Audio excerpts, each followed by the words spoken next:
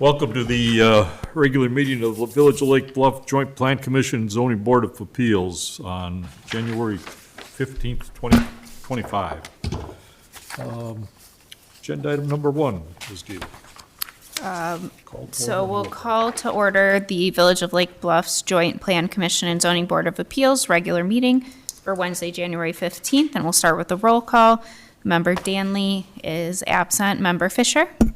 Member Miller? Here. Member Russell? Here. Member Sorensen is on virtually. Member Toll? Here. And Chair Peters? Here. All right, we have a quorum. Thank you. A quorum of the PCZBA is physically present at the meeting. In regards to Member Sorensen, a notice was received in accordance with village policy, and Member Sorensen will be deemed authorized to attend the meeting electronically unless a motion objecting to the member's electronic attendance is made, seconded, and approved by 2/3 of the members of the PCZBA physically present at the meeting.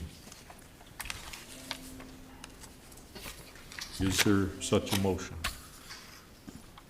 Hearing none, we may proceed. Okay. Agenda item number 2, non-agenda items and visitors' public comment time. We allocate 15 minutes during the course of this section of the meeting to allow any individual who does not have a formal agenda item to approach and to discuss. We allow a maximum of 3 minutes per presentation. Anyone that wishes to present? Please, and if you could, state your name and address for the record, please. Thank you. My name is Stephanie Bjork. My husband and I own a property at 414 East Prospect Ave, which is perhaps the last camp meeting house in Lake Bluff on the original plat, on the original survey, still conforming to all of the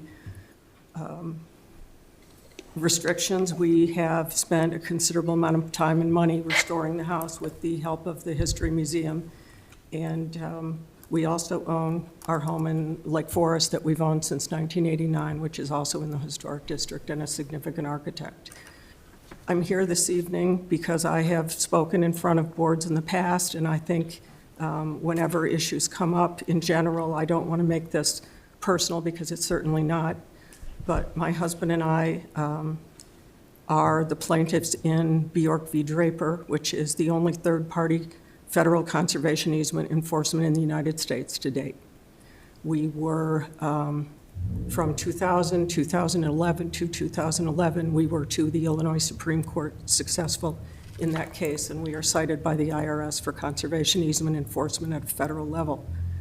I have requested to Drew on several projects in the past and also on things tonight that the plats and surveys for the current restrictions and the current easements and restrictions are shown, particularly those that would be recorded at a federal and state level. And the reason for that is that those then have restrictions that are beyond your purview to allow. So I feel each time that I come here, Drew is made aware every time that I see something that I ask him for plats of survey that show conditions and restrictions. And I noticed on one of the presentations there was a comment, which there usually is, saying it isn't a current plat that's shown and it isn't existing conditions with restrictions that are shown. It's usually forward-going proposals. And usually with a comment that if any of this interferes with federal or state law, that is then to be reported to them so that it can be addressed. And what I'm saying to you is that should be presented and known and addressed, because our lawsuit proved and the IRS easement enforcement guidelines prove that there's perpetuity on those federal easements, that our lawyer in court made the comment that she must have missed someone thinking that perpetuity was defined as something other than forever and a day. So I would ask this group, as I've asked the other boards in Lake Bluff, to consider our house on Prospect is in a federal easement. And as part of the historic district. Those were recorded when those original easements were put in, and I would ask the board to consider the significance of the tools that these boards have to protect these. I'm disturbed when I read things saying there's nothing that we can do to oppose any of this, and the truth is that's not correct. But you have to have the information to know what you're dealing with, and I think in many cases perhaps that isn't made clear. So I appreciate your time, and I appreciate everybody's efforts on these things. No, Thank you. Thank you very much. Thank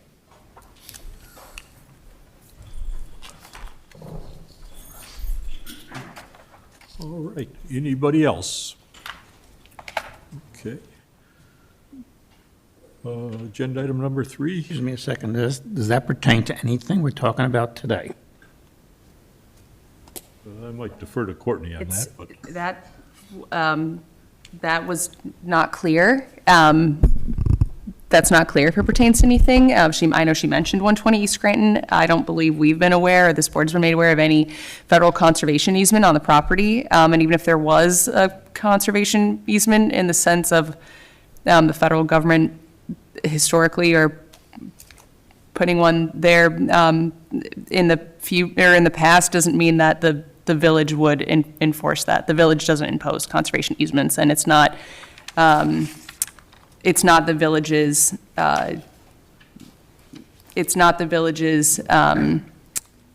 we wouldn't take action on this. We're not required to spend money in court to enforce these types of things anyway, so it wouldn't be on the village to take any action if there was, if that makes sense. Just curious. So that's as not entirely clear on what it would relate to, but No, we appreciate in some your general explanation. sense, if there was a conservation easement.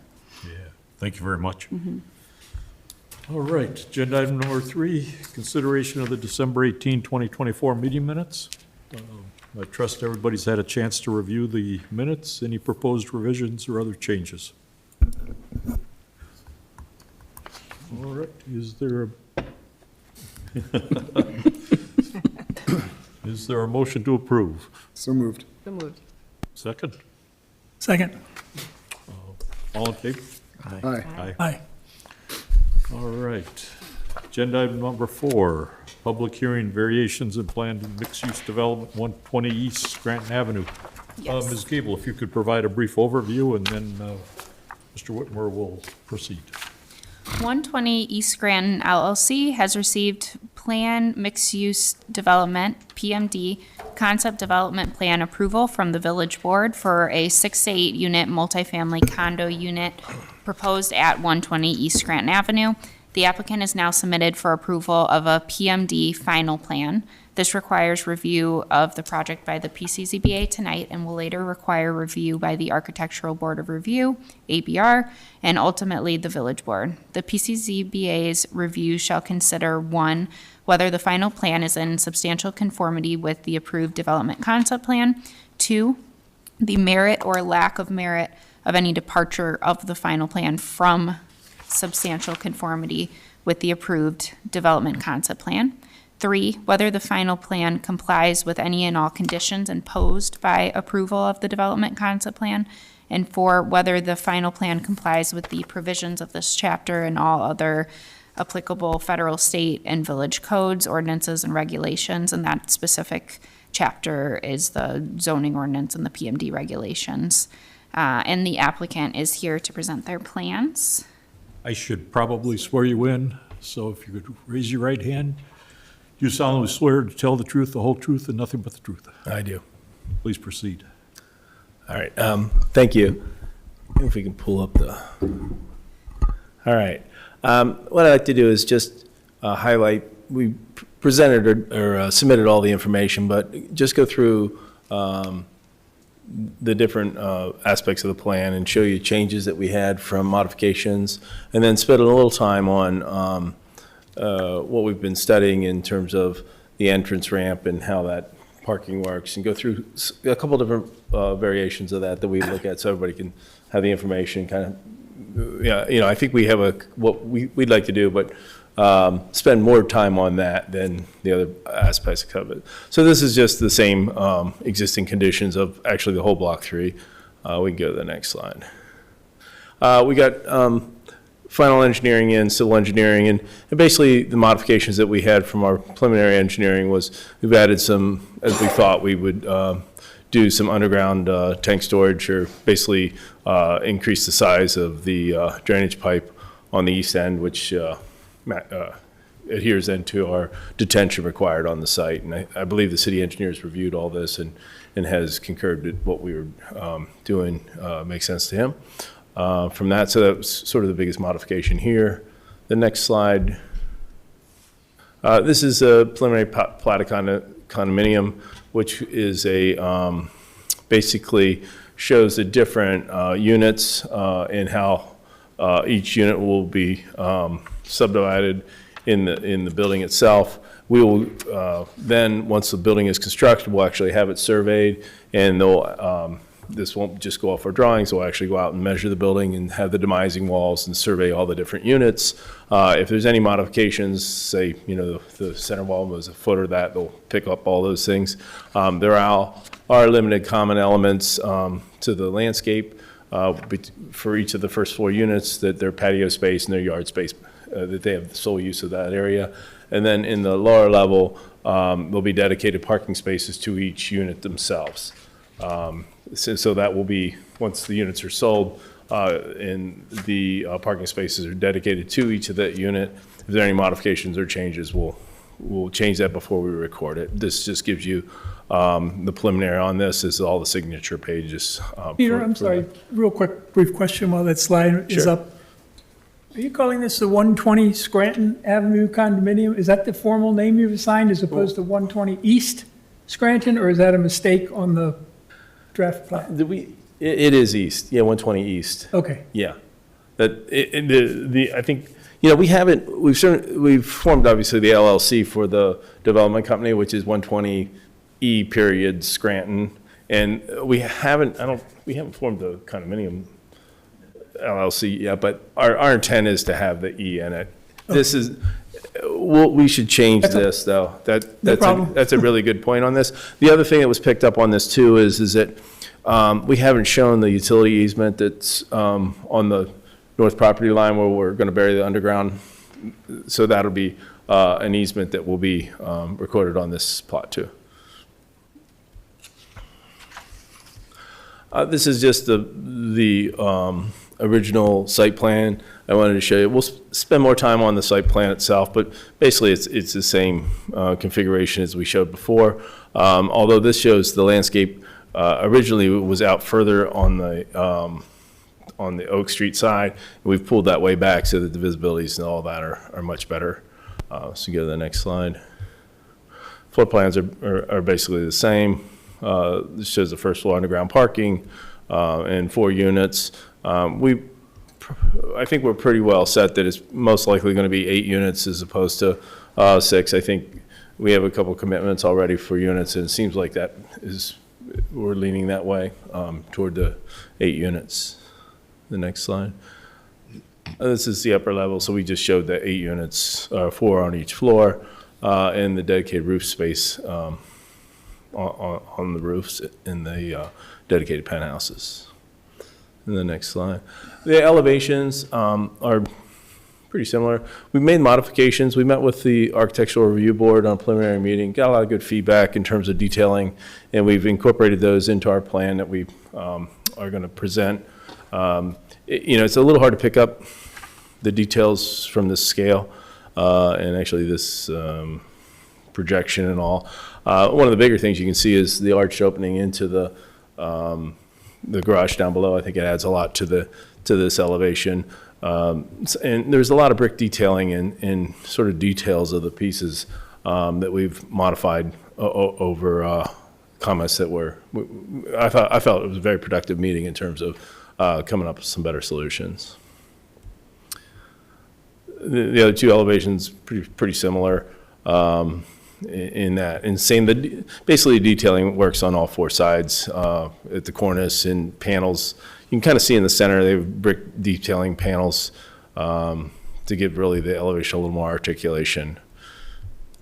The next slide.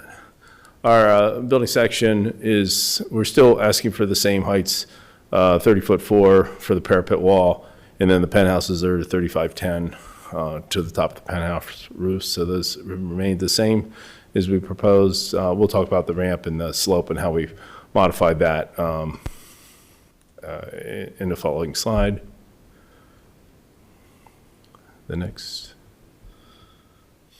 We did a lighting study, and these are just the light cuts. So we have some decorative exterior lighting, and then the one on the middle top is the downlight that goes in over top of the garage door. So basically, and then the one below that are the ones toward the north and the east outside lights.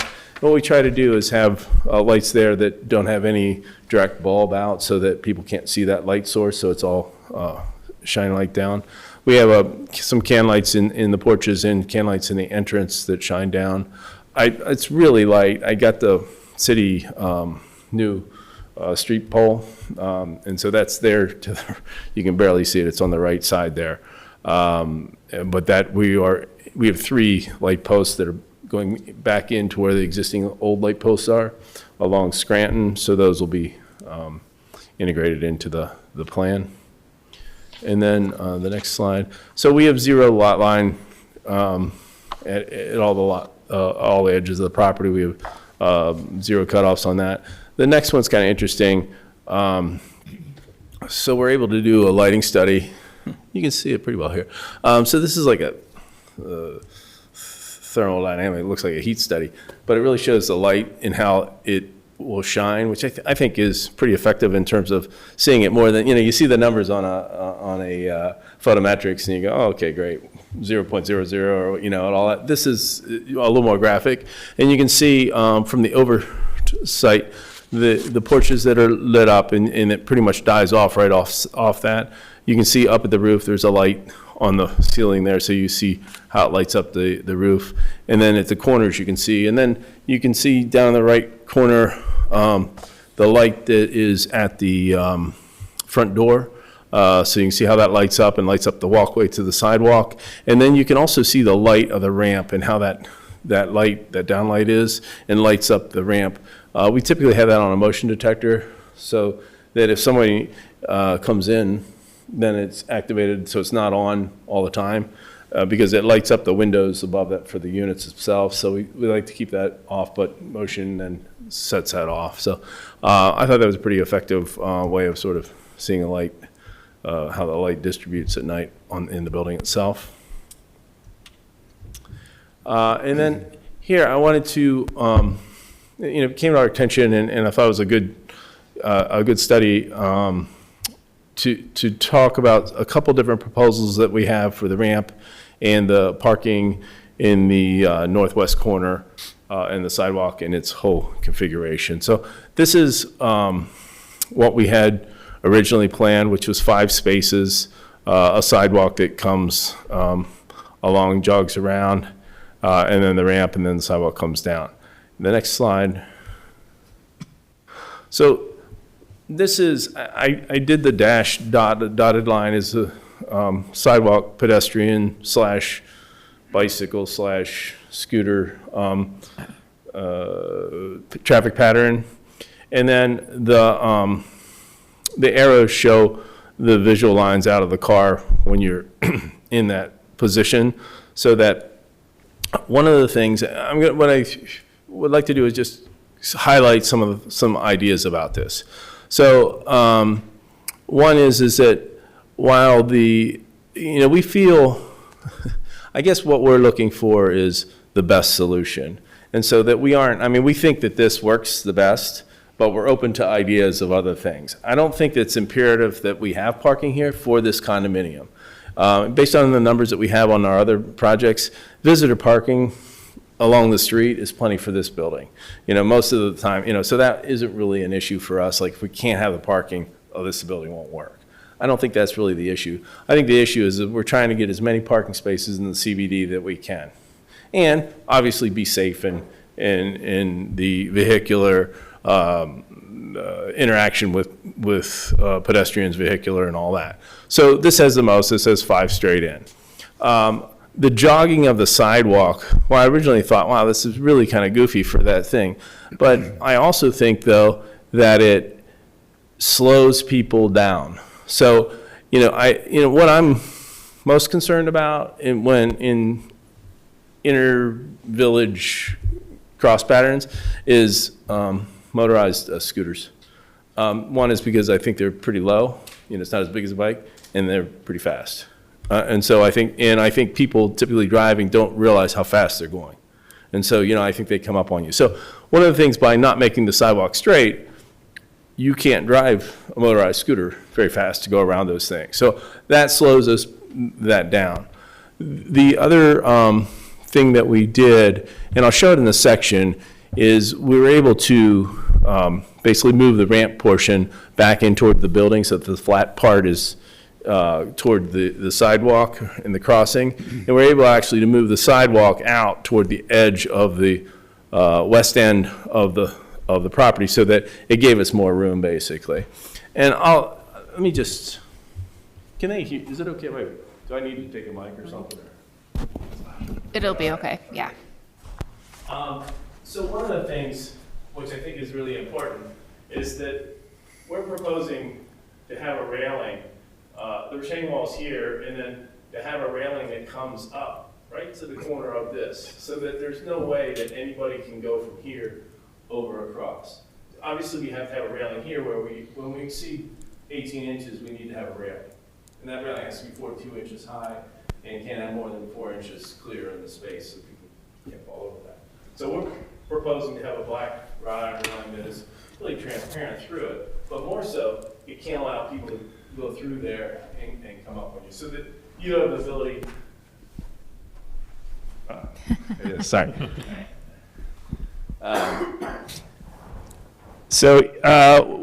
That railing would come all the way up to the crosswalk, and so if you're walking down the street, you come across here and you walk across there and that way. It does 2 things. One is doesn't allow people to go through there. The other is allows people, when you're in the car, to visually see them along there before they go across. So I think that's a really big issue. The other thing is on the other side, we have the same thing, that we have the railing come up so that people can't cut across. If the railing's across here, the likelihood of people going that way is pretty remote. Other things that, you can go to the next slide. So, I'm sorry, Peter, in that shot right there, just to clarify the blue arrows, the grade break for the ramp starts just to the east side of the crosswalk? It is 1 in 20, which isn't really a ramp. But the break for the ramp, that starts right here. there. I'll show you Okay. the section. So And then and that, back those here. arrows that the driver's head will be above above grade there? Yeah, at that point, yeah. Okay. Yep. Okay, so, and we just did a 3D perspective of it just to kind of see, and these railings are actually more dense. So we're talking about a 1/4 inch by 1/4 inch metal picket railing, black iron that is here. So this is actually depicted a little bit thicker than that. But I think the idea is that you have to come here, go across here, and go back to get down there, just to show you from a 3D graphics how that works. Next slide. All right, so the next thought we had was, okay, what if we did angle parking? And what if we changed it? How does that change? Let's just go to the next one. So here's the pedestrian. The pedestrian, it's a little bit, I can ride my scooter a little faster because I'm not making right angle corners. So I actually can, do that a little bit better.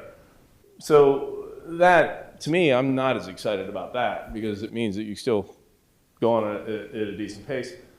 The visual lines, the same, how you see the pedestrian or somebody on the sidewalk doesn't change. It's how you see a car out here. This car, if it's straight, it's going to block this a little bit more. The one thing I would say is that when you come across here, you come up, you watch the pedestrians, you really pull up here to see out, to see if a car is coming or not, on that. So I don't know that is a big deal for that. So that's one of the other plans that we had studied. The last plan that we studied then, Peter, where's the stop sign going to be? excuse me, The stop sign? here? Right there at the corner there, correct? Oh, here. No. Coming out of the garage, you're going to have a... Yeah, and I'll show you some examples of that. I have some, I think that in any of these schemes to make sense is to have it. The only thing I would say is that because people, it's like coming out of your garage, after a while, you don't see it. You know what I mean? Because it's so familiar. It's not like, because these are, people who are in the garage are obviously live there, so they know it. But I think we will propose that we'd have a stop block here and paint for the sidewalk and have a sign there. And whether that's a sign that says stop, or whether the one that I show you on an example has pedestrian caution, pedestrian crossing. The next one. So, and I think we would do that for all schemes. This is just a 3D of that, shows the cars at on the diagonal there for that. The next one. Then the next one is we don't have any parking. So that the sidewalk would come straight. I think we would still propose that it actually jog out and jog back, again, just to try to slow that traffic down for that. Obviously we'd be concerned about the speed of somebody coming across here for that. But this, I thought we should actually, do this to make sure that we thought this was, much safer. We thought that was the right thing to do. We would see that. On all these schemes, all the landscapes, all basically ground cover in these areas so that we don't have any impeding landscape to view over. And this is that scheme, just to show you for that. So that pretty much, this is what I wanted to show you. So here's the edge of the sidewalk here. This is the flat section, and then it slopes down for that as you come up. So we were able to increase this. I think on our preliminary drawings, we really hadn't worked this out to the degree that we have now. So we have a larger flat spot for this. The next slide. So, this is a pretty common thing. Maybe not in Lake Bluff because we don't have many condominium buildings with underground parking. But in Highland Park, there's quite a few.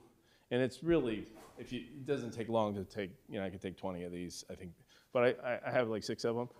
And a lot of them have, this one has its sign right there, which is, caution, slow down, pedestrian traffic. It is a signage. Whether that's a stop sign or this, it sort of does the same thing. Other things that people do, which I think is, I'm not sure how successful it is to have mirrors, on it. I mean, in some areas it's more prevalent, and we have some mirrors on one of the other projects that we have. This is where Duffers is in even, I hate to say it, but Burger King building, which are both not there, obviously. But that has a ramp and the sidewalk pretty much exactly the same. They don't really have anything there, and that's a public lot. I mean, so everybody drives down there. Let's go to the next one. Then the projects that we've been involved in, we built basically 5 different ramps, as I counted. So 3 are at Regents Row. They have the sidewalk in the down. This is coming out of the first building. It's a ramp up into the sidewalk. I didn't show, there's another one on the second building, and we actually did put mirrors in, but that's more about seeing the traffic than it is seeing the pedestrians.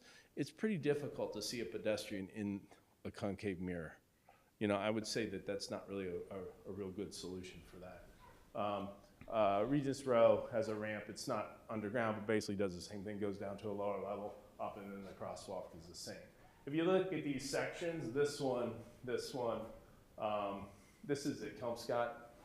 Again, as a pedestrian, these have much shorter flat spaces, especially at Kelmscott. It's pretty much right there at the edge. So, I think that the big thing is that at the edge there isn't landscape on these corners, so you can visually see it coming up.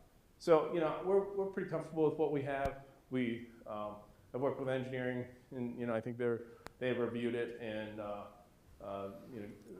they've opined on it and thought that what we proposed. So, I think having more spaces probably makes sense. Having the 5 spaces as opposed to the 3, even though the angle parking would give you a little better angle for the vehicular traffic coming out.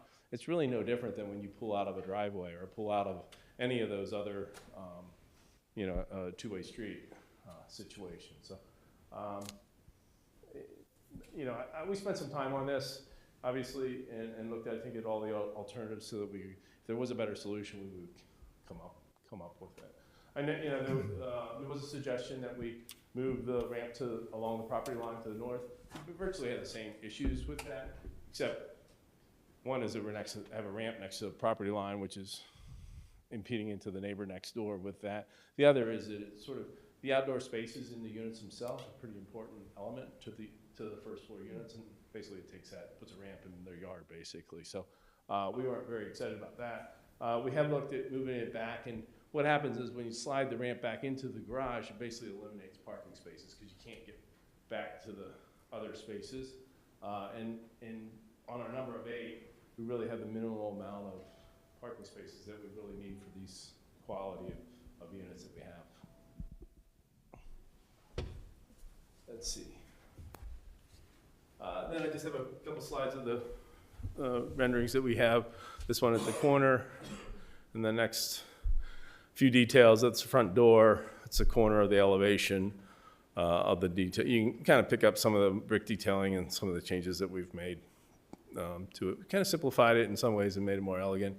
Then this is the last slide. This is the corner looking east from Scranton, and then the same west elevation of the building through the garage ramp. So I think that's kind of highlights some of the changes that we've made, and we've gone through all the boards and commission, went to the historic group and got the approval for the demolition of the existing bank. So that's been completed, and so we're looking forward to going back to the architectural review board to review these ideas, and then city council will be the final if we get your approval. Yeah, thank you very much, Mr. Woodward. Any comments from the board? Mr. Russell? Bunch of questions. I didn't see it anywhere in the documents, but I'm hoping that the village is going to insist that the 2-hour parking restrictions remain along East Scranton between Oak and Evanston in fronting this building. Has the village taken a position on that? Because those spaces are used critically for the library. Yeah, we haven't talked about changing it. Okay. Has thought been given to putting a pedestrian knuckle on the northeast corner of Oak and East Scranton? I think far more dangerous for children, which I think was the comment that generated this from a resident walking along Oak and wanting to cross Scranton, is it would be great to have a pedestrian knuckle similar to what we have on the west corners of Oak and Scranton. Drew, you're looking perplexed. No, I'm just trying to think about. To Matt, we've been pushing this as a pedestrian safety No, I know, I was thinking about all the through testing our streets. downtown. This is a one-way street. There is a hydrant here, so we're never going to be pushing parking any further than it is now. But putting a little knuckle right out in here to match the knuckle that exists over here doesn't protrude any further.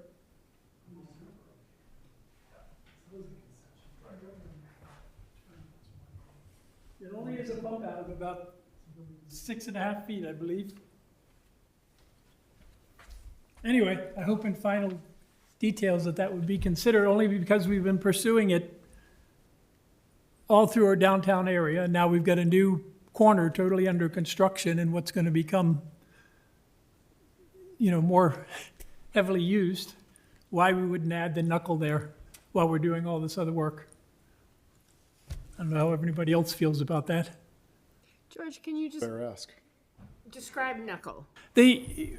Similar to at the post office corner. All 4 of those corners now, and down at the Bluffington corner, as the curb line approaches the intersection, it bumps. You can actually see it on the Oh. aerial view of was provided.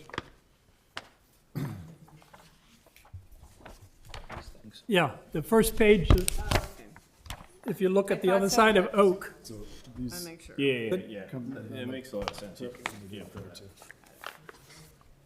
I think that's a totally fair request to make to the developer.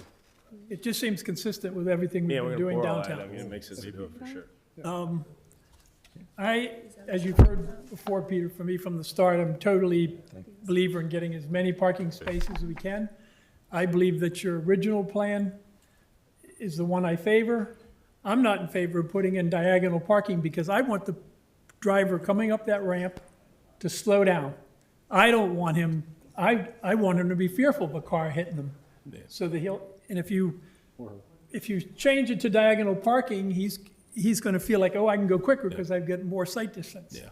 Having the big jog in the sidewalk slows down the pedestrians. No one's gonna be shooting through there. Giving them more room to maneuver in that little triangular plaza you created in the alternate plan just allows the cars to speed up and it allows the pedestrians to speed up. To me, that makes no sense. So I don't know how everybody else feels, but I would favor staying with the original plan. Because I think it's the safest for the pedestrians and provides the maximum number of on-street parking spaces. I have one other comment about parking, but I'll save it until. Okay. I couldn't find anything in the documents about the wooden fence along the north property line. It's the good side faces towards the residents on the other side, so I believe that wood fence belongs to the bank property, your property now. I mean, Soon to be typically, your property. the only thing typically that would be the case. Although I have seen in commercial applications where haven't done it that way. Is a condition of the fence, I haven't, we would keep it in place if it's in good condition. If it's in poor condition, we'll replace it. It's in poor condition. Then we need to You're gonna be replace it. digging all Yeah, along we're it. gonna, we'll be. Seems to me it should be replaced as part of the project. Replace it for sure. You touched on my ABR question. You did have a discussion with the ABR and they had you made some modifications, so it's not like they haven't reviewed it once. Yeah, no, and we went in pretty good detail. I mean, we had pretty detailed elevations and we had, they use the term workshop because of more of a legality but we had a really good engagement of details of the building and I felt we made some real progress in that. Okay, and back to that parking configuration here, the only other thing I could find in the literature in terms of putting the burden on the driver when they're coming up the ramp is having the sidewalk be of a different surface type than the ramp, because it provides a mental cue to a driver, and it makes sense to me, coming up the ramp that, oh yeah, there's a sidewalk there, the surface is changing. I don't know what I'm assuming your ramp's gonna be concrete. Yeah, because we Not- radiant heat them.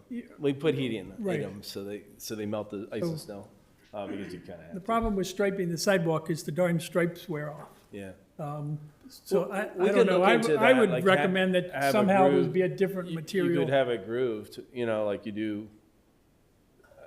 That would be pretty easy to do in concrete. Like have grooves in the concrete of the sidewalk itself.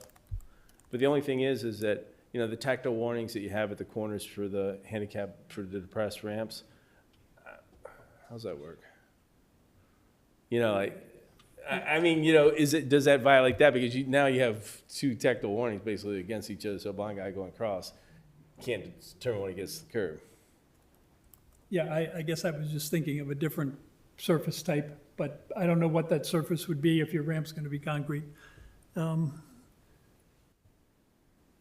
And that's all I had. Oh, I know, a question about the roof, and it's more for my own. Could you switch to your roof plan? Could you bring the roof plan up again, the roof deck? Sure. It's more just for my own general information, and if I'm asked by someone on the street what's really going on up on the roof. Oh, there it was. There you go. Yep. Is the green, the one before Clara, I'm sorry. Sorry. There we go. There we go. Are- This one? Access to the roof is limited to the to the green areas, right? There's Correct. no, So the residents will not be over jumping, whatever that barrier, I don't know what. right, the what living fence- common element is the green space. In that, Okay, yeah. and the rest of the And roof is just gonna be up. yeah, there's actually mechanical. Well, there's condenser units up there. Okay. Be all that. There's actually the elevator override, which is that box just. All right, to so the south. residents aren't able to get over the Right. north side. You can see the hatch is right below that elevator. So maintenance goes up the main stairwell, and then has a ladder to get up, so they don't have to go through the units to get to it. But the only access to the roof is for the 4 individual units. You know, there's no like public access to the roof. Yeah, I wasn't asking about public access. I was thinking But- of the issue of residents having a party and hanging over the wall, looking down on the neighbors to the north. Oh, But there's no, There- it's going to be structured so that they're not going to be Not out be able there, to- yeah, correct? Okay. And then the only other thing is impact fees. Where are we on the discussion with impact fees? Just, we actually haven't had a discussion yet with that. okay, because I see in the documents, says they have to be paid at the time of building permit, I think. And typically that, I think our ordinance says it's supposed to be on the plat, right? When they're paid? The subdivision unless agreed to otherwise, which is building permit, which is what the ordinance states. Typically, we've been paying them on the building permit. Which is what makes sense. Yeah, When the and impact- in the building permit, although what we'd like to do is, there's 2 sets of building permits. There's a building permit for the core and shell, and then there's individual building permits for each of the units. We'd like to pay them with the individual unit build-outs, because we can't occupy the building without having individual build-outs. So That's at that's the a- village. I was just that- asking yeah, where, I mean, that's where where it we are. stood. Yeah, Okay. That's all I have. Thanks. thanks. Aaron, if I could, Yeah, go George, ahead. I want to go back to the exit ramp or entrance ramp. And so the configuration that you're recommending is that one, is that correct? So we have the 90 degrees, and then we have this 5 or 6 perpendicular stalls. Okay. Yeah, it's five stalls. And And the only question I have about that is, should we restrict those 5 stalls to 2-hour parking too? I don't have an opinion I mean, on the that. only thing if you look at the stalls to the west of that, I see the same cars parked there all the time. So they become basically personal parking stalls for individuals, it looks like to me. So I'd rather not have that. That might call. I mean, is it, can we think about that?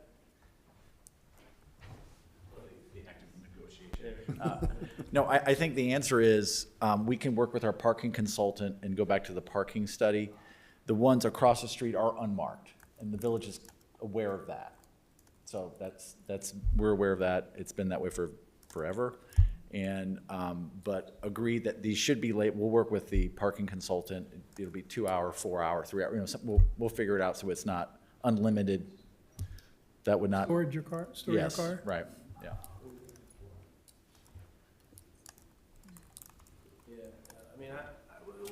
Yeah, I mean, I think we would be anxious to not have it unlimited so that it becomes parking for some other people. Because it is helpful to have, when you have a cleaning lady or a maintenance person come to the building or fix something, it's nice to have, they can pull their van or whatever right there and set. And it might take longer than 2 hours, but. I think an in-person touring the downtown of Lake Lakewood noticed the bespoke parking arrangement that we have down there, right? There's a couple 15-minute stalls, we can figure it out. Yeah, okay. Yeah. Yeah. while we've got this picture up, was there any thought to doing, you've got the jog around the parking to the north of the ramp. Is there any way to do the sidewalk, that similar sidewalk pattern south of the ramp to have pedestrians and scooter riders and bicyclists slow down in that direction as well?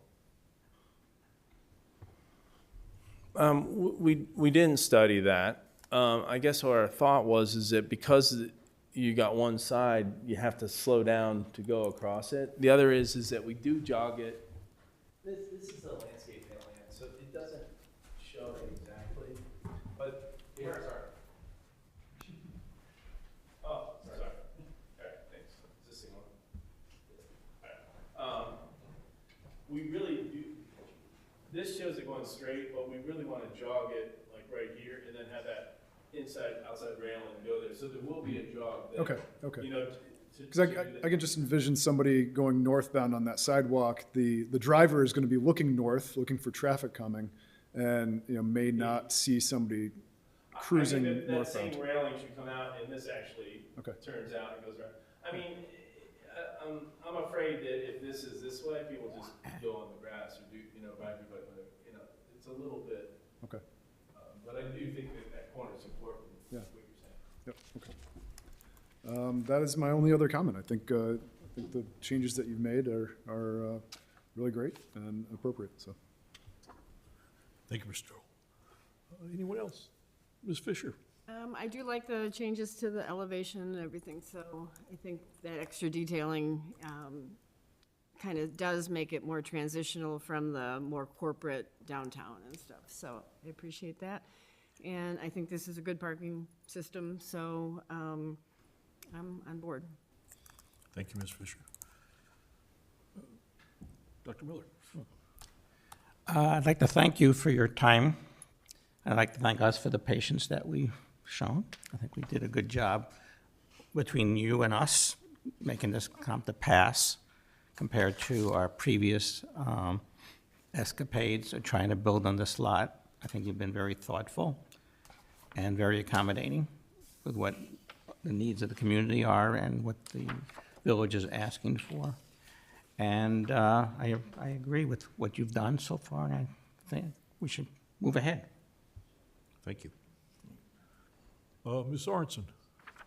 Hey, hi, everybody.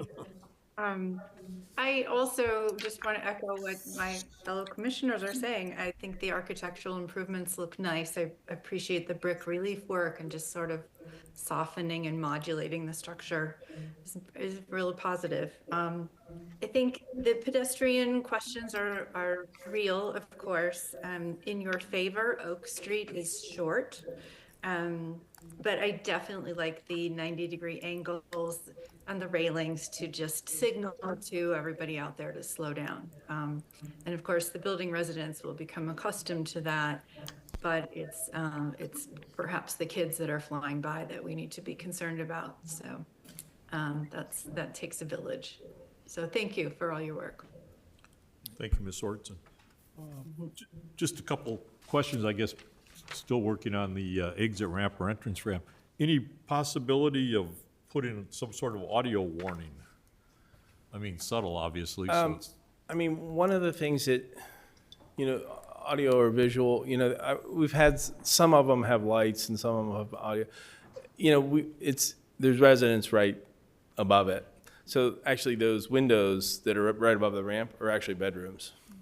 So, you know, we kind of have a little bit of an issue from that perspective. None of the other ramps that we have actually have any audio.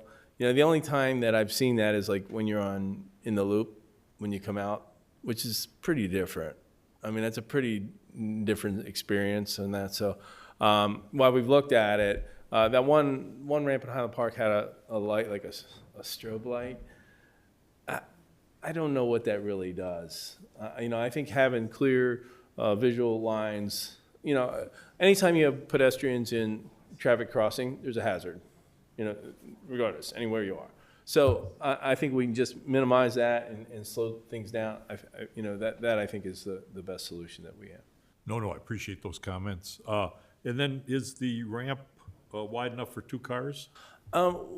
It is, but what we've found in personal experiences that we kind of want to make it really tight for 2 cars. So the ramp that in the building that I live in McKinley is 2 cars can go down it. I have yet to pass a car in there. So because the ramp is so short and the door opens up, when the door opens up, obviously somebody's coming, so you stop.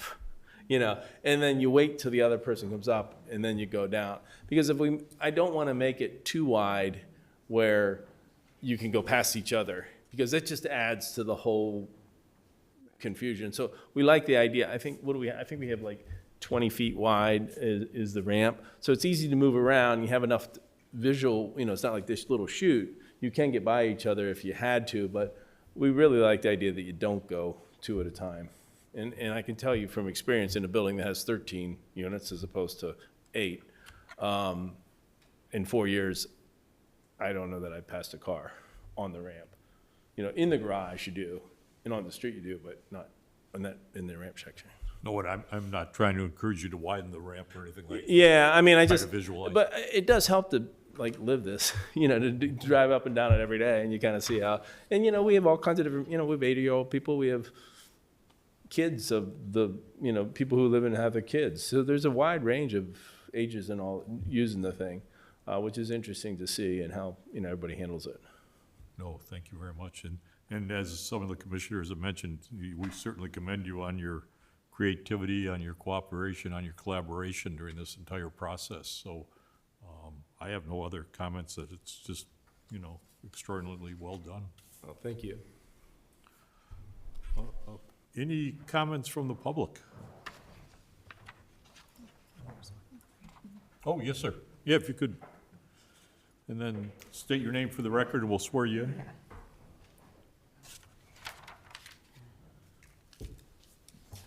Hi, Nick Anderson. Yeah, if you could raise your right hand, Nick. Do you solemnly swear to tell the truth, the whole truth, and nothing but the truth? I do. Please proceed. Thanks for being here, or letting me be here. I live at 100 East North, just north and to the west. I'd like to start by saying that I'm supportive of this project and glad it's moving forward, and congratulate you on getting through this process. I am a little late to the game. I just moved to Lake Bluff, so apologize that I'm just getting up to speed here. I'll take credit for throwing you guys the curveball on this whole thing, so I'll take responsibility for that. I just reviewed the plans and saw the sections. My perspective from this, and again, support the project, well done, like the architecture. I have 3 kids, they're little, 3, 5, and 7. So again, my perspective is we walk on this sidewalk to get to Artesian Park, to come to town, and I knew a lot of others do. On this particular stretch of the street, this is the only sidewalk as well. The west side doesn't have a sidewalk, and it's kind of a wonky parking condition. So, when we walk on the sidewalk, typically my kids are ahead of us, either on their scooter or their bike. And that's where I looked at the incline of the ramp and just felt like we were creating a real, a genuine hazard condition where I'm not concerned about the adult walking on the sidewalk or the 12-year-old kid who frankly is gonna be biking in the street, not the sidewalk. But it's the little kids who actually need the sidewalk for the safe space to go. And they don't have the ability to exercise judgment a lot of times if it's safe or not, and they don't even have the physical control of either being a good biker or for my 3-year-old son ripping on his little scooter. So if you wouldn't mind, I would just like to go to the elevation maybe of option 3 that you showed, because I do appreciate you studying this genuinely. Did you want the rendering? There was an elevation that showed like a pause area. So my only point, and again, it sounds like the board's in favor of keeping the existing condition, but there is no line of sight for like a 3-foot tall kid on the sidewalk, right? When you're coming up the ramp, if this ramp proceeds immediately to the sidewalk and then levels out, you just don't have the same line of sight that you would if you approached the sidewalk at grade or at plane, right? Can't look over the hood of your car if you're going up the ramp. As well, sorry, I lost my train of thought. To get out of that ramp, you physically have to gun it in your car, right? You have to accelerate your car, and the momentum of your car has to take you up that ramp. So there's also this momentum factor of, the amount of time you have to react to somebody being in the sidewalk. If the pitch coming up that ramp immediately hits the sidewalk crossing, I just don't, it is clearly an unsafe condition, right, for a little kid. Not concerned about the adults or the teenagers. My perspective is my 3-year-old, my 5-year-old, and my 7-year-old who are not good bikers or just don't have, again, the same judgment. So, again, I totally support the project. I think it's great for downtown. But just in terms of the order of the priorities for the project, it feels like it's the residential access / transient parking, and then third, kind of sidewalk safety. And I feel like it should probably be, flipped at least. So happy for the project to proceed on the review, path and process that you're on. But I would generally, ask that either this body or future review seriously reconsider, at least the accommodation of this third option, which it is still not perfect, but would acknowledge it is an improvement. I understand the impacts of moving for your floor plate efficiencies and your outdoor space, of moving this ramp to the north along the property line, and the cost of shoring, on your, so I get all of that. So I just think there needs to be some type of compromise, and hope that this project can move forward, but with consideration for something like this. Thanks. Thank you, Mr. Anderson. Just for clarity, this is going to be the condition no matter which parking configuration is happening, right? There will be a flattening out Right. before the sidewalk. I maybe respond a little bit. Yeah, I think, the original plans had that ramp basically right up to the edge, and now we were able to create that flat spot at the top. The ramp doesn't change in any of the you're right, all the 3 schemes, the ramp doesn't change. The building elevation also. And I think, in the sign, in the crosswalk and all that would stay exactly the same. Any further discussion among the commissioners? I ran downstairs and checked, if it's all right, just to follow up on the bump out question of the curb and the streetscape program. I went back and looked, and the adopted downtown streetscape program does not have a bump out at that end of that block. Doesn't mean it couldn't be added, but the most recent study that was just completed did not include that. And I think the idea was, and I have to go back and revisit it in more detail, but I think the idea was on the opposite side of the street, where the bump outs are, that was going to be like the bookend, knowing that this would be redeveloped and that it would be residential, and that bookend was kind of signaling you're entering the CBD versus, could it be a lane width over? Sure, but that's what the concept plan did not include it there. I just wanted to add that. So I went and looked. Thanks for looking. It doesn't mean it's still not a good idea. This would be that The plan fell short. it improves pedestrian safety. That's the primary argument of the Knuckles. Yep. That is a kind of a tough, Scranton there, there's a lot of traffic, and I don't think it changes the feel of residential versus commercial to have the bump outs on all 4 corners. And if we can knock one off now as part of the project, and then when library's always making noise about Doing rebuilding something. Sure, something that yeah. would catch the other corner, and then it's a crosswalk that's much shorter. Anyone, a pedestrian, that can then get out 7 feet further, get out beyond the line of parked cars and see down the street to the left. Yeah, and Jeff looked at it and said that it would not, by putting them on both sides, would not cost any additional parking, would elevate pedestrian crossing, and I think you said there's an inlet on the north. In the street, but it would, so there's nothing that would stop it from happening in terms of that would have negative impacts elsewhere. So. I would agree with George. I think looking at the aerial view, I think it would, one, look good, but it is a very busy intersection where pedestrians and cars can interact. And in my opinion, if the thought was to bookend the commercial district versus the residential district, there's still marked street parking on Scranton all the way to Evanston. So in my mind, that is still semi-commercial. So I think the knuckle is a very reasonable ask to be added to this. And I think it would be just a good practice. Court, can you go back to the driveway, one of those driveway, This one or an earlier one?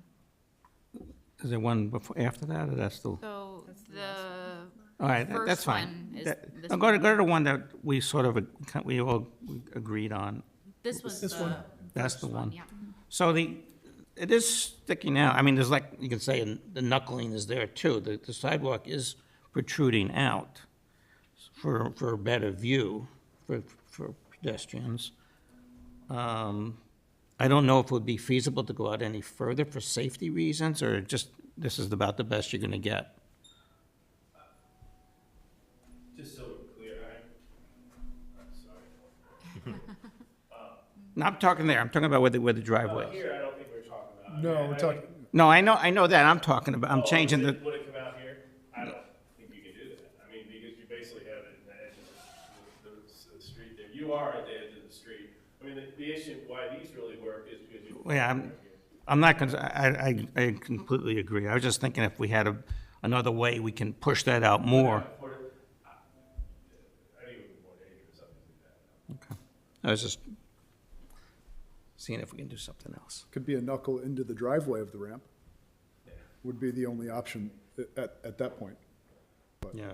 I don't know that provides a whole lot, because the configuration of the sidewalk, the way as it is, already provides visibility. Right, that's what I'm saying. Is there any way we can make that more visible? And apparently not. That's all I was asking. Can you, on the sidewalk, do something? You know, the two sidewalks that come out this way, can you do something that triggers more, you know, for the pedestrian, for the young pedestrian, let's say, that just, you know, kind of like the blind bumps or something? I mean, what we think is the best is the paint stripes on, because it's a difference in I don't, I mean, if we, you know, actually, I like the idea, what you said is, you know, maybe we should talk to the parking consultant and see if they have any other way, you know, safer ways that they think we do, we're open to, Right. you know, we find a better tactile warning kind of thing. I just worry about the ADA issues with the equipment. Right, that I don't know. I think it's conflicting. And make sure they hold up over time too. It can be maintained. Ms. Sorensen? Hey, I'm not, okay, I'm off mute. I wanted to just, I guess, add a third agreement to the pedestrian knuckle idea. Just in general, the place that I'm working right now has them all over town. It definitely keeps me awake and alert, and I think they're fantastic. So I'm all in favor of that. And to our new neighbor on East North, welcome. And I think we're all trying to find the most safe and also accommodating ways to make this underground parking work. It's a challenge, and we have plenty of places in town where for a little bit you gotta bare knuckle it with your kids and look out as well, because hopefully they will learn quickly enough, and the new neighbors here will also be very cautious. But that's the takes the village part. So I think we're all trying. Thank you, Ms. Sorensen. Any other comments or further discussion? Procedurally, where are we, Courtney? Procedurally, for tonight, I mean, we've discussed, so if there's no further discussion or comment, it would be a motion to approve. A motion to recommend that the PMD, or that the village board approve the final plan for the PMD and proposed development. And the only thing to add to that is because this is part of the planned mixed-use development process, there's a specific way of doing that. It's outlined in the staff report, but basically, there's recommendation of approval based on substantial conformity, recommendation of approval without substantial conformity, recommendation of denial or continuation, so. Okay. Thank you, Ms. Eagle. All right. Is there a motion? I move to recommend the village board approve the requested relief and the PMD final plan in the form of the attached approval order. With the With the, two modifications noted tonight and agreed upon, the knuckle which would be the knuckle, any other modifications that, fence on the north property Yeah, line. so far I wrote down the pedestrian knuckle on the northeast corner of Scranton, replace the wooden fence on the north side of the parking, or on the north side of the property. We'll work out the impact fees. Sidewalk being of a different surface or some type of distinguishment there. And then that ties into working with the parking consultant for the improvements or infrastructure for safety at that corner. I'll amend my motion to include the modifications just discussed. Thank you. And a point of clarification, does this motion as worded now, does that approve the plat? Or are we doing a separate motion to approve the plat that's included in the documentation here? Because it doesn't seem to be listed in the, The plat is a separate, pull up. That would be approved concurrently with the PMD process, the subdivision process. Do you have other conditions that, the typo that no, needs? Right, with the no. subdivision. Yeah. I just didn't see it listed in the document. The PMD process provides for it subdivision to occur concurrently. At the same time, yeah. All right. Is there a second? A second? Any further discussion? I guess we could call a vote. Ms. Gable. Yep. Member Fisher? Aye. Member Miller? Aye. Member Russell? Aye. Member Sorensen? Aye. Member Toll? Aye. And Chair Peters? Aye. All right, passes. Yeah. Thank you very much, Mr. Whitmer, and thanks again for your collaboration and hard work. Thank you for all your time. Okay, agenda item number 5. Yes. Gable. So the Village of Lake Bluff received a zoning variation application from contractor Jeff Tondola on behalf of the property owner at 1800 Shore Acres Drive, requesting variations in order to alter an existing non-conforming swimming pool, spa tub, terrace, and deck.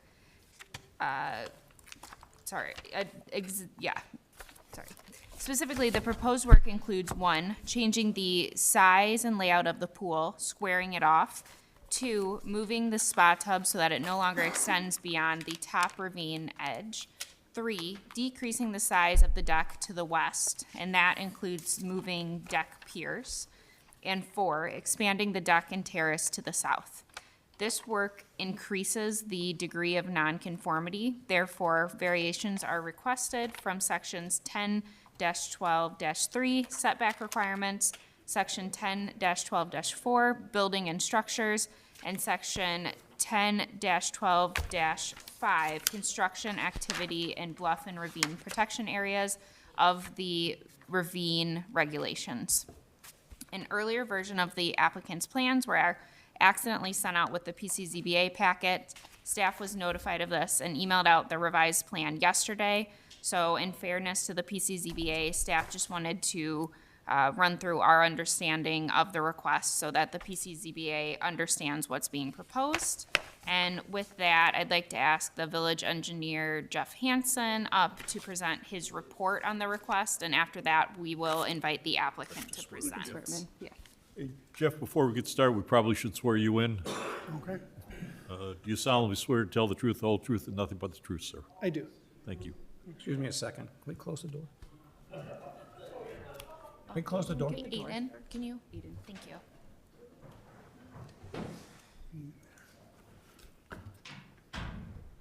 All right, so I'm wanting to go through, I know these drawings are complicated. It's hard to show all that needs to be shown here in a way that makes a whole lot of sense. So I'm going to kind of go through some of our regulations and then what the requests actually are for variations. So as you probably read, there is a pool terrace, kind of a concrete area around the pool, and then a wooden deck.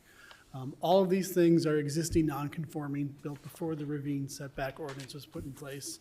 All these things can be rebuilt as they are or less without a variance, is the way that the code was written for all these things. The deck, decks are allowed to overhang the ravine. The nonconformity is that there are piers in the ravine. So the pool has a 20-foot normal setback by ordinance. The pool terrace, I think, is 10 feet. The spa, whether you want to call it a pool or a accessory structure, is 10 or 20 feet, but either way, it's in that setback area. And then all of the existing piers for the deck are in the ravine, so those are non-conforming as well. And then I'm going to kind of point out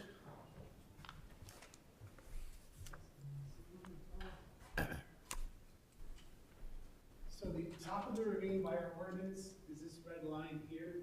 It's where it flattens out. So everything here is in the ravine, and then 10 to 20 feet this way are the various setbacks to the other structures that are in the ravine. One note George had made is these contours, those are not correct. When you survey this, they take points, and then the computer kind of interpolates what's happening between your points, but they didn't survey under the deck, which is difficult. So you see these contours up here, and these contours here. They just extend under the deck. They don't bunch out. There's not a 10-foot drop off this corner. So graphically, that's a little confusing. And then to point out, this edge of existing ravine is also the edge of the existing pool terrace. When they built this, at least 25 years ago, when it was legal, and it seems like the ravine may be extended further back. They poured a wall here, and then they built a deck out here. But by our ordinance, the edge of that existing pool terrace is the top of the ravine. What they're proposing to do is take the spa out here, put it back there. The deck is smaller in some areas, and there's a little part of deck expansion here. And then the edge of the existing pool terrace right now is this red top of ravine line. They're going to bring that down here this way, so part of that is in the existing slope. And then the pool, they want to square the pool off, so the edge of the pool is now right here. So it goes a little beyond the edge of the existing pool terrace. So all those things, they could rebuild this as is without any variances. But to widen the pool, push the pool terrace out into the existing ravine area, those are variations. The spa, they could put it back right here. Instead, they're proposing right here. But then that makes a variation because it's not rebuilding it as it is. So it's being further from the ravine. But it is a variation. And then the reconfigured deck has a few more piers. And it's extended a little further down in here. So that is not by right. But they could rebuild the deck just in the same footprint without a variation. So that's kind of what their ask is. They're going to do a presentation on why they're asking for all this in a little more detail. If there's any questions about the variances and why you're being asked to go, I'd like to answer those before the applicant gets up to give his presentation. Well, Jeff, I have a comment to make. As you're well aware, and Claire is also, I was very, very unhappy with the way this material was given to the zoning board, with the fact that I wasted a lot of my time yesterday going through the plans, because the plans were sent to us with the top of a ravine marked way down off the deck. The topographical information is not correct, and that's incumbent upon the applicant to correct the topographical information before they turn it in. The large plan set didn't match the small plan set in certain aspects with the deck. The there's no information from the applicant right now as to how he's to extend the patio to the south area, the terrace, and how he's going to support the spa right at the edge of the ravine. Are they proposing to fill a good portion of the ravine? We don't know. And it's really bothersome. And I'll say this, I don't know who, if the contractor or whoever prepared the plans, are you here? Yes. Which one? That this would be submitted like this. It's your responsibility to properly identify the top of the ravine. And where it was identified on the plans, way down slope, it made it to the, and you had all your new piers plotted just inside the top of the ravine. I mean, it actually looked to me like you were hoping that no one was going to do a site review and that we were going to just believe that this project had no impact on the ravine. And don't get me wrong, because overall, I don't think there is a big impact. But the material here is poor. No one on the zoning board was notified in advance that there's even a regulation in the ravine ordinance that allows them to replace all this if they did it in kind. It wasn't in the report. It wasn't in your application. I mean, I came in here tonight thinking that there was absolutely no way I was going to vote on this proposal tonight because of the poor quality information. I completely find it unacceptable that we've had 3 different versions of the site plan, and every one of them has incorrect topographical information. These things go into the public record. Anybody that pulls this, I don't know what nut would pull it and look at it 10 years from now, but we shouldn't accept a document like this that represents that the edge of the ravine is beyond the existing deck for the whole south half of the deck. I'm assuming that you're going to orally tonight explain to us how far south and how you intend to support the terrace, that right now the southwest corner of the new terrace is probably sitting, I don't know for sure because the topo information is so bad right there, it's probably going to sit 2 or 3 feet higher than grade right now. Are you proposing to fill the ravine there? So those are the things that, packets are sent out of information ahead of time so that people can look at them and study them and consider them.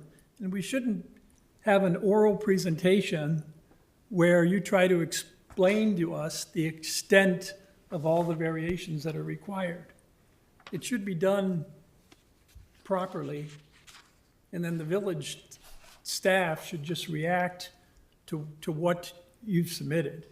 And I would, even if we would vote for this tonight, I would urge that this not be allowed to go to the village board until the drawings are corrected and the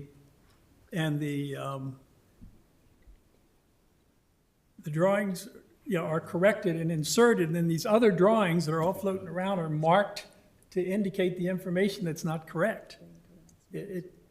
Jeff, even the quickly drawn new top of ravine, if you look at it closely, it goes through the existing terrace in 2 different spots up at the north end.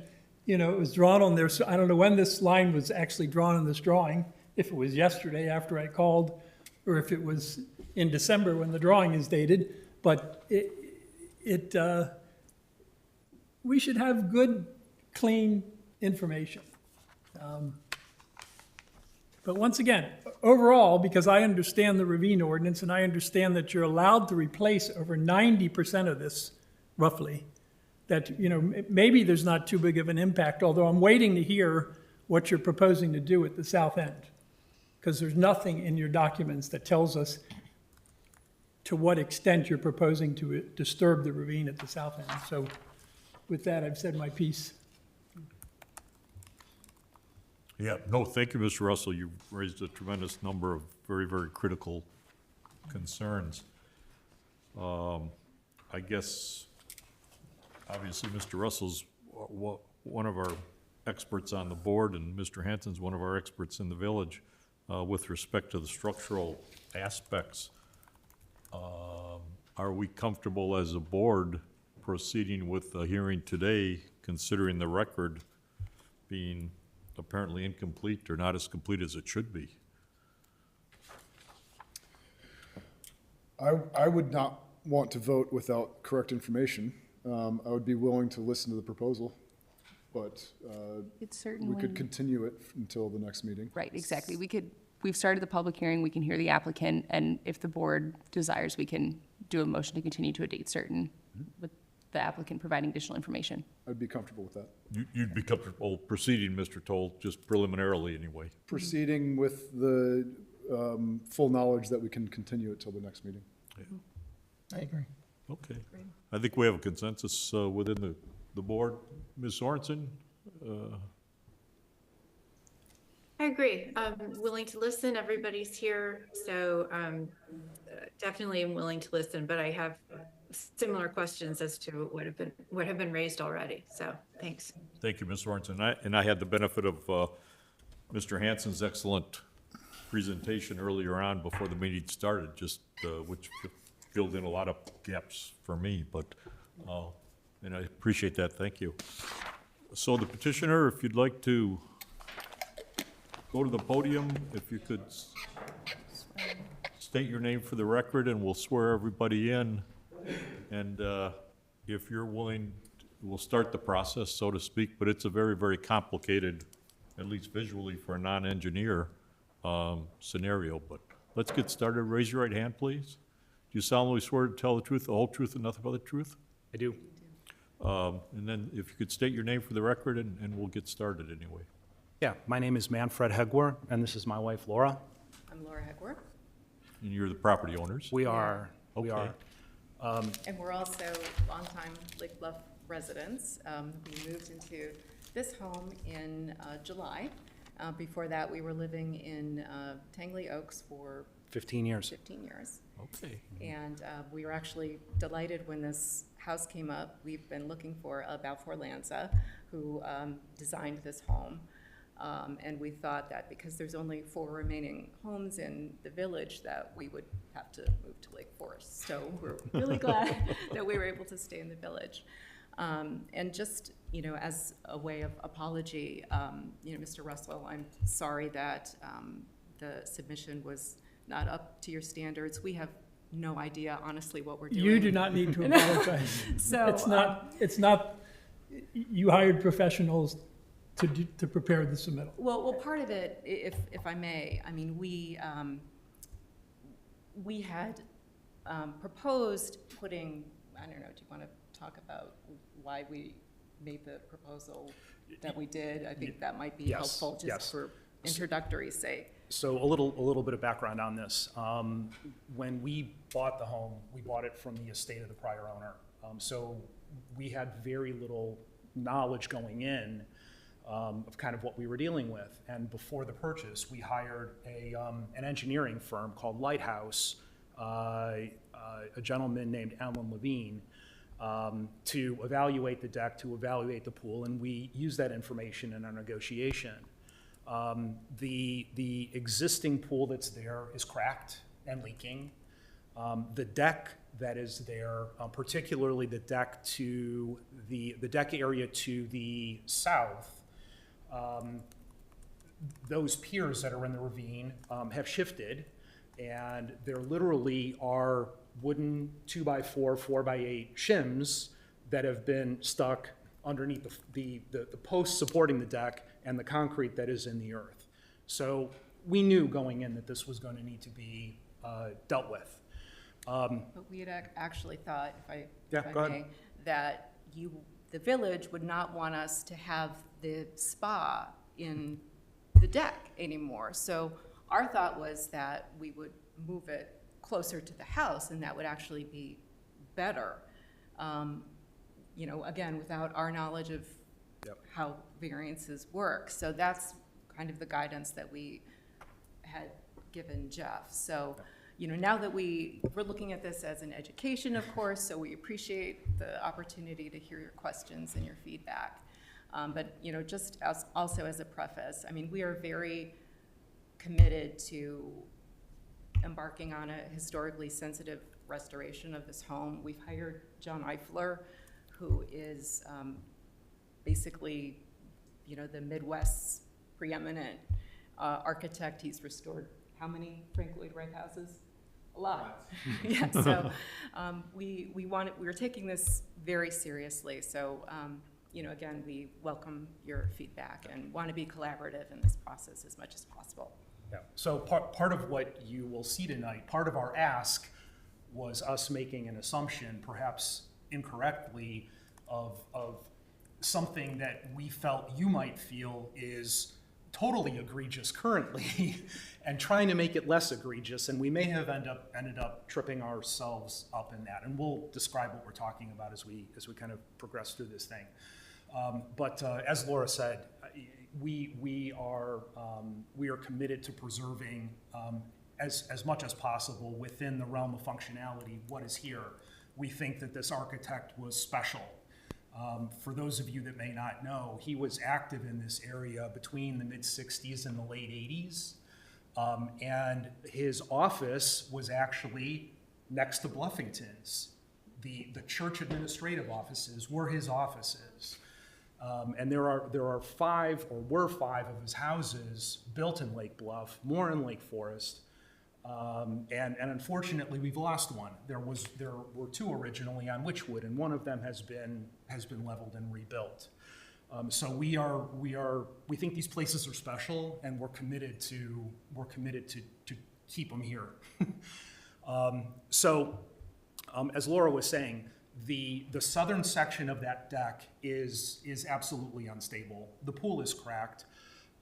What we had thought was that moving the spa from its current location, literally on the steep section of the slope to the south, would be viewed as a positive by the board. If it is not viewed as a positive by the board, we would have zero objection to keeping it in its current location. As we're going through this process, I'll say one of the driving factors for us is the desire to turn this into a rectangular pool for the express purpose of being able to install one of these electric retracting covers. We think that would be significantly additive in terms of safety, and to a lesser extent would increase the energy efficiency of the pool, because the way that it is configured currently, when it's open, it's open. So that was the drive to square this thing off. And then again, not having done this before and realizing that this is a plea and a negotiation, you'll see in our proposed drawings, we have tried to take the north side of the pool away from the ravine, and our ask is the south side of the pool toward the ravine in order to create a rectangle shape so we can use one of these covers. And as I said earlier, the spa currently is out in the deck on the ravine. We thought it would be viewed advantageously to bring it in, but again, if the board would prefer that it stays where it is, we are happy to do that.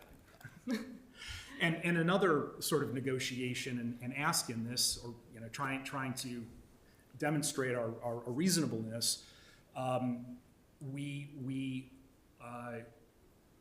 are proposing also that the northern portion of the southerly portion of the deck actually come closer to the home and out of the ravine. And again, if the board prefers that it remains projected all the way out there, so be it. But we are trying to demonstrate that we are trying to, as much as possible, bring this closer to the home and away from the ravine. No, we appreciate those preliminary comments. Yep. Thank you. Yeah, if you could state your name for the record, sir? Jeff Tondola. I put together this initial package and had discussed it with staff as we developed it too. But we can show you on these plans so it makes more sense, or put it in a context, and also the part where it's lacking in topographic information. We'll have to get that fixed. I see, I couldn't get that fixed fast enough, but I see. But you appreciate Mr. Russell's comments, and we just want to have a clean record, so to speak. Yeah, I don't think our survey is accurate.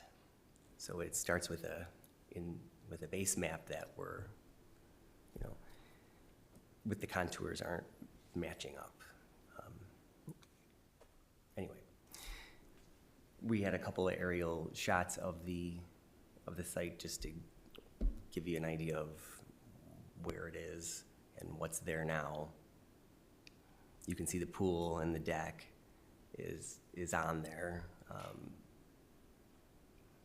And the changes in the next slide are our original concept plan that we were trying to show on a photo, that we're going to make the deck a little bit smaller, and we're gonna square the pool, and we're gonna bring the spa up. Would it help if I went and sort of pointed at things while I Yeah, was talking? this is your drawing. This is Okay, so what you're seeing here and this diagonal, this is essentially current conditions. And what we, and this is the hot tub cantilevered into the ravine. What we're trying to do is bring this diagonal closer to the home in order to demonstrate a reasonableness. And we figured that moving the spa from here over here to the south end of the pool would also be viewed positively. Again, can't state this enough times. If the board feels better about keeping the spa here, cool, 100%. Good job. I think the location of the spa and the south extension is what made this a lot more complicated. Because when I look at that picture, I wouldn't make the assumption that there's any extension to the south on this first picture. And that's where we started. That's where I thought we were going to be asking, was more or less just to straighten out the pool, which is minor. If you're going to replace the pool, that's not much of a difference in size. Either way, it's going to be disruptive to the ravine. So that's the part that And we should talk about just next. to clarify, and for the applicants too, just to assure you from the get-go, I have, now that I understand what's out there, because, we've been told we can't go back and visit these properties, and that you're got a quarter-mile long driveway. So we have to rely on the information that is submitted to us. It's information submitted, if you understand topographical maps, makes it appear as if the existing spa is on the tableland and is set back from the ravine edge. That's what you submitted but you had incorrect topographical information.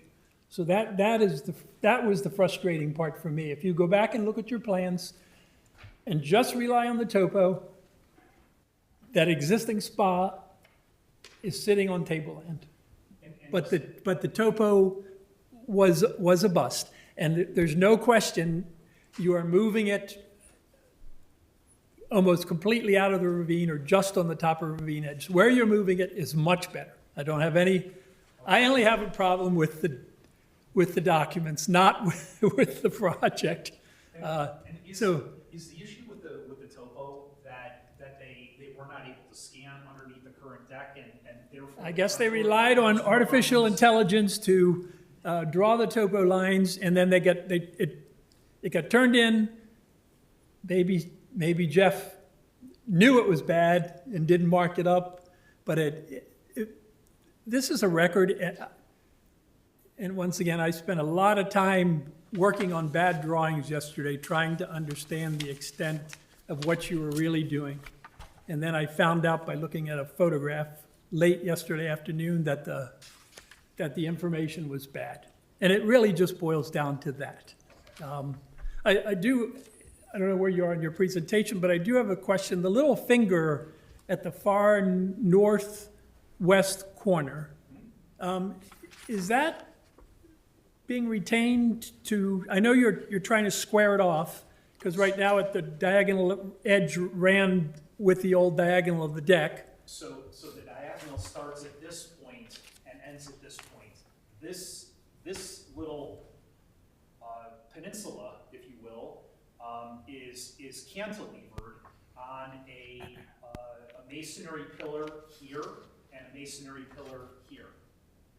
And all of the pool equipment is housed underneath this deck. Does that answer your question? So the intention is to retain those pillars? Yeah, yes. Okay, So the intention is to retain. so that's why you want that corner retained, okay. This is already here. Because that's the furthest part out into the ravine. And then while you're standing there, just for everybody's complete benefit, why don't you show them the huge 600 square foot area that, just for clarity, because I'm not sure everyone understands the deck that you're removing, the big triangular section, that it's much easier to see in this drawing. Sure. So let me try this way. So the current deck is this line here, this little peninsula, back, down here, and from here goes all the way down to this corner. This is deck, this is deck, this is deck, this is deck. So unfortunately, if you can imagine drawing a heavy dark line from this corner to this corner, this would then represent the current deck conditions. All deck, all deck, all deck, all deck, with the edge of the ravine essentially right here, kind of running right along that line, right along the edge of the pool, frankly. So yes, this whole thing is made of womanized lumber. And the part that you're taking out is the dashed, the dotted area, yes. Correct. And what you're seeing here actually is a Christmas tree that was put there by the prior owner last year.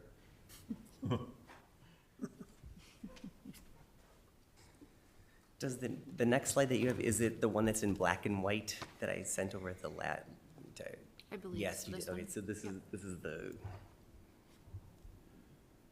this is what we're working with, where we took the survey of existing conditions and we overlaid the new layout. Just leave that slide up for 1 second. I think this will help answer your question crystal clear. In this drawing, everything that you see here is essentially existing, plus this triangle made with my coat sleeve. All except for that southerly 7-foot extension. Correct. That part's new. Yep.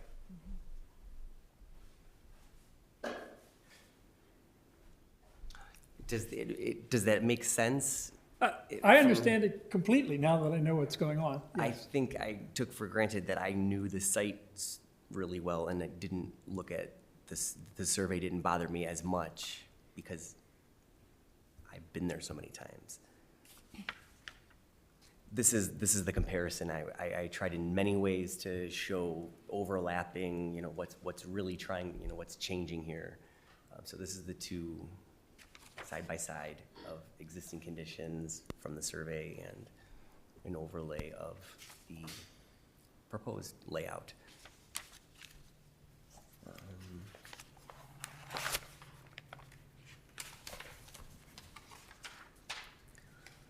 The next slide is just a few of the many pictures we have, but the one on the left shows the spa foundation. It's a foundation wall, but we're not sure how deep it goes. It's significant, it's a beefy sized wall, so. Cast concrete, the walls are probably about this thick. And that would be removed if you were to move the spa, is that right? It would either be cut down or removed. I think it's gonna be what's the least invasive way of dealing with it, because we don't want to create more instability by disrupting even more. Sure. Okay. I don't know if it can be reused because it hasn't gone through structural engineering yet. So we were trying to figure out the layout of all of this before sending it through.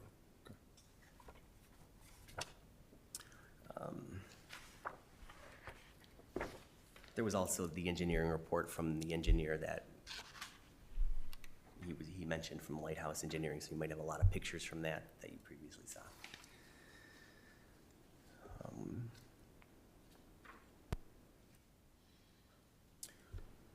This is one of the slides. This slide is where we tried to, maybe you can point it out too, but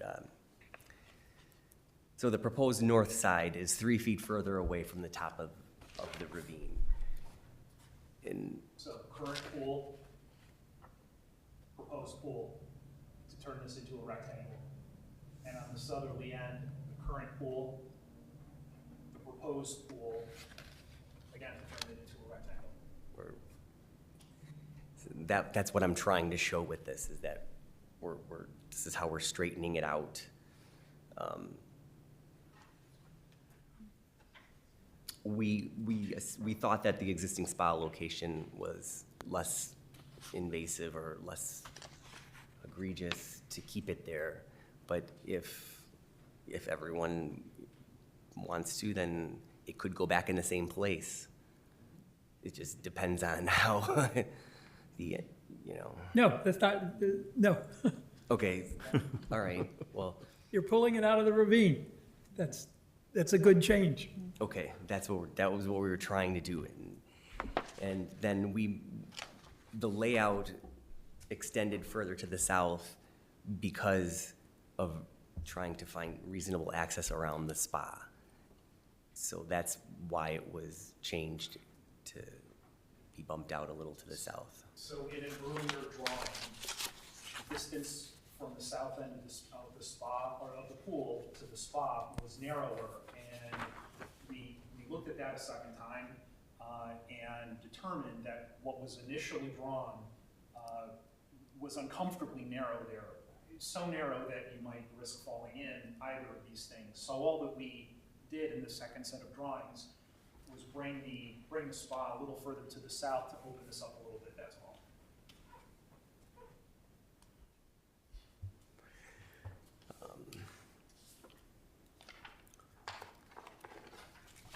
I think that gives a good summary of what we're trying to do there. So the next slide is probably even more confusing, but I didn't overlay, again, but I think you all understand it now. You can move to the next one. Oh yeah, there's a couple of those. Oh yeah, I forgot it was animated. Yeah. You can make them pop up too, just I don't know. Didn't realize they do that. It's the same information, just presented in a different way. There's nothing that is compliant about the existing conditions, and we're trying to make it less invasive and more compliant. However, the biggest ask, again, is the south part, where we're asking to move it to the south. Otherwise, it's a very minimal change to the footprint of the existing pool.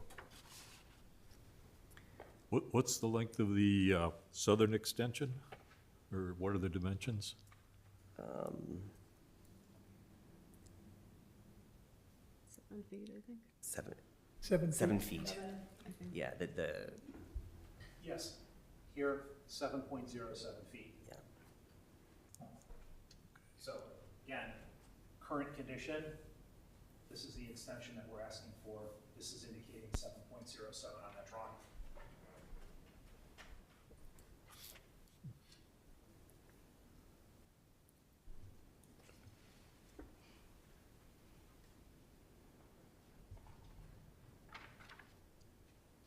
So even with the corrected drawing, it's still showing the new pool terrace being beyond the edge of the ravine, right? Correct. Okay. So, and maybe I was looking at the materials while it was being explained, but is that, so is that going to be filled in to accommodate? So that's the one big remaining question I have is what how extensive are you going to, what are you planning to do? Because the topo isn't exactly correct, but it looks like the terrace is about 3 feet in the air right now, that extreme southwest corner. What is the idea to support the terrace? Are you There would be a planning to retaining wall. regrade all the way? No, I Retaining think, wall with a fence, or? well, a retaining wall shell around. Extend the deck Yeah, fence? to deck- actually protect the pool and provide earth retention. And it would be the shell of the pool would be inserted into this, into the retaining wall.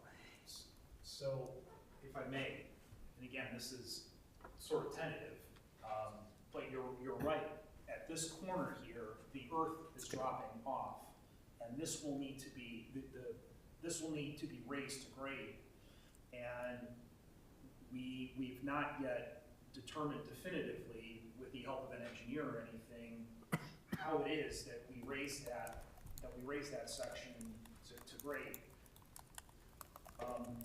Other than, we want to do this in the least invasive way possible, and number two, we want to do it in a way that it never moves again.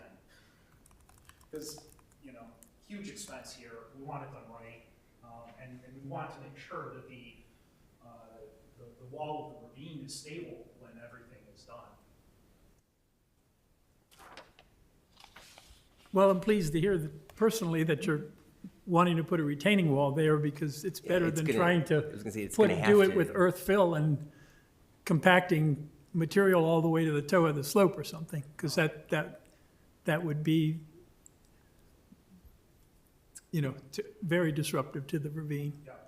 And then I'm assuming, because the building code's gonna probably require, because it's probably a 6 or 5 foot drop off of the deck now, off the west edge, Yes. as opposed to what I thought was almost that grade. You're gonna have to have a code railing. That was our expectation. So are you thinking you'd just extend the code railing onto the terrace there at that point to keep people from going off? Yes, and we are fully expecting to be installing a railing along the whole deck, frankly. But this is, from here down to grade is probably like a 7 or 8 foot drop. So this is all going to have code compliant railing, and our expectation was that we were going to carry it around that corner, at least back to grade here.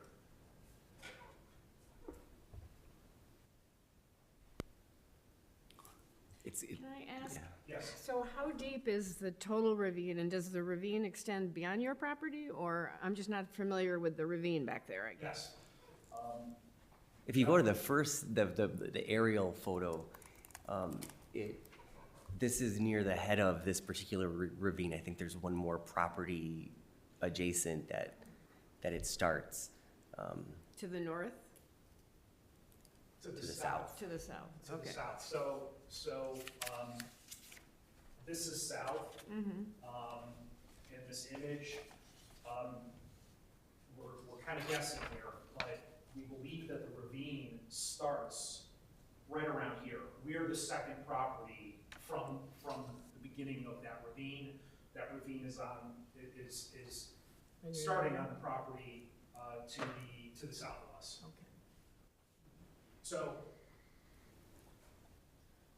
by the time that ravine is on our property, it's so close to the beginning. It's not like it's a raging river Right. in the bottom. So that's what I mean, how deep at the deepest on your property? It's 17 feet, Deb, from Okay, the See- table, from the edge of land to the 17, to the say bottom. It's about 20. 17 feet all the way along there. Okay. So it's, It's not it's not the ravines of, Right, that's what I couldn't, yeah.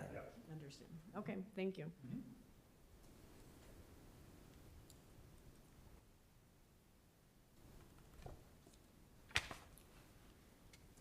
So then what I was hoping to get was, before I went to structural engineering, was to figure out the footprint. And that's why I'm here, is to figure out the footprint that makes the most sense, that's the least invasive, So I can then go to the structural engineer and tell them this is what we're gonna have to do.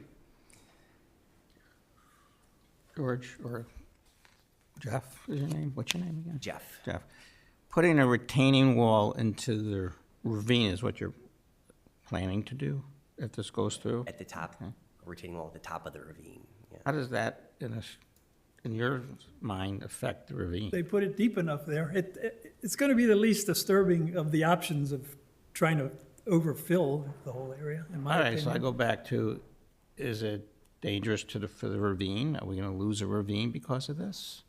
Probably stabilize it.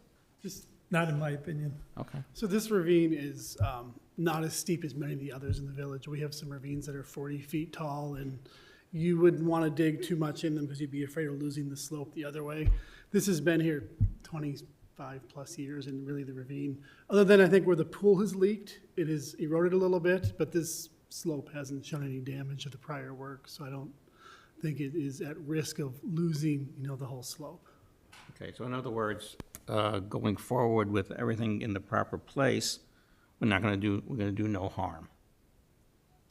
We think. Wouldn't say no harm, because you are filling a part of the ravine, but I don't think the rest of the ravine is at risk At of risk. being permanently I was just altered. concerned about that. And the proposed retaining wall is just along the southern edge, or is it gonna go along the whole perimeter? That answer has a lot to do with what an engineer ultimately comes up with. I mean, as Jeff said, our primary objective of being here tonight is just to sort of get buy-in of the footprint and the actual execution. We didn't want to go all the way down that road until we had some understanding of how the board felt about the footprint that we were proposing. But that being said, to the extent that retaining walls are advisable and desirable, again, our objective is to build this in a way that it never moves, because we don't want to do it again. Our intention is to stay here.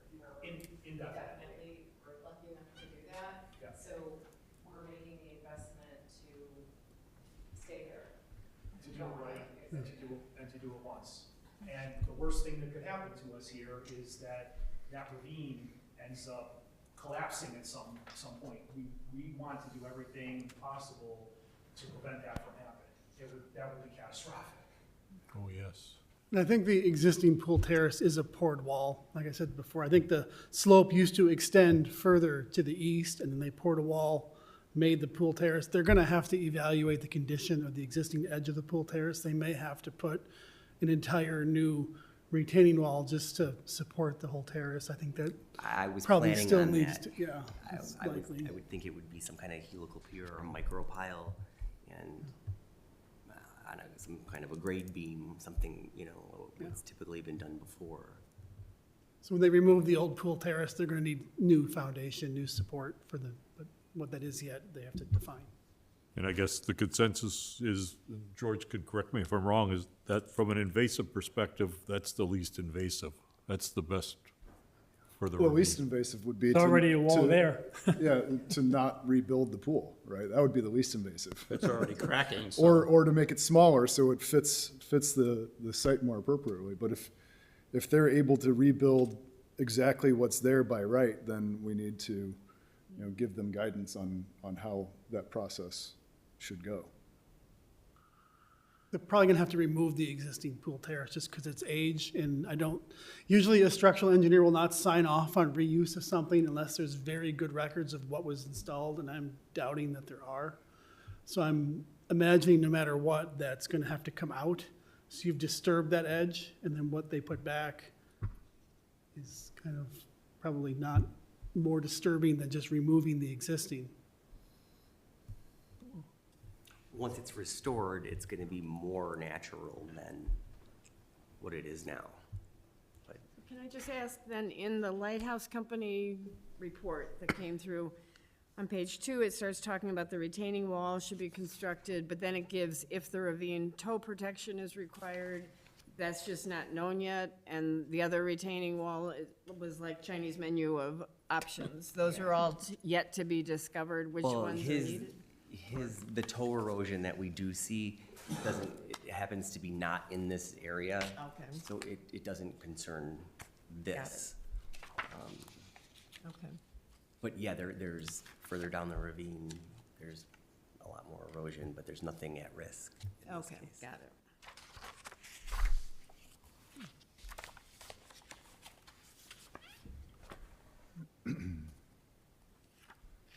So I'll just say, since I made the most noise, you're removing 600 square feet of deck that's in the ravine, where you're proposing to go into the ravine with new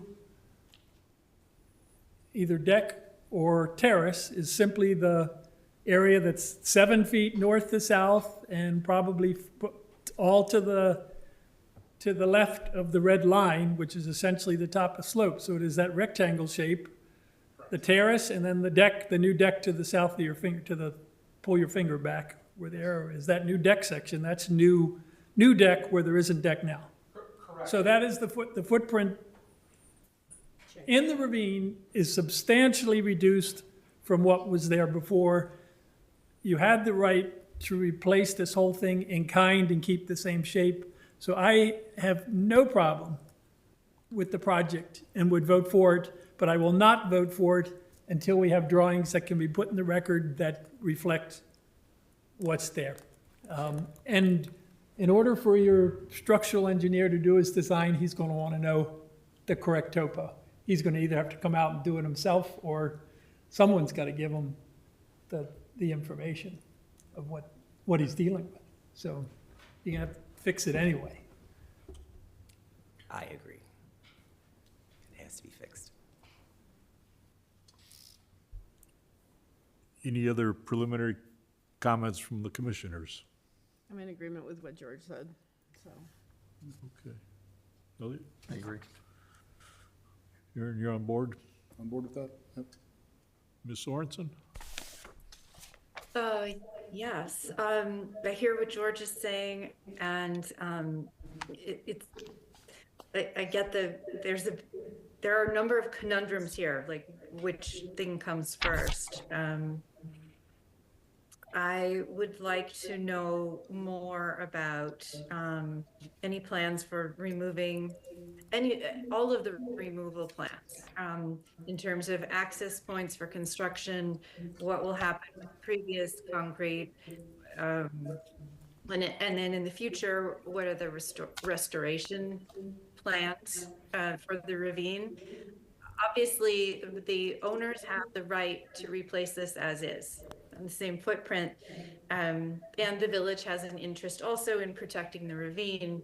So finding that middle ground, it's, kudos to the owners for trying very hard to work with what exists, but we know that there is some damage, which sounds like it's relatively minimal from a leaking pool. I just want to make sure that what is being done, and we need better planning for this and a little bit better communication, what is being done is the best for the ravine, which is in the interest of the homeowners and the village. Perhaps I can answer part of that. It is. Sorry, I can't hear very well from here.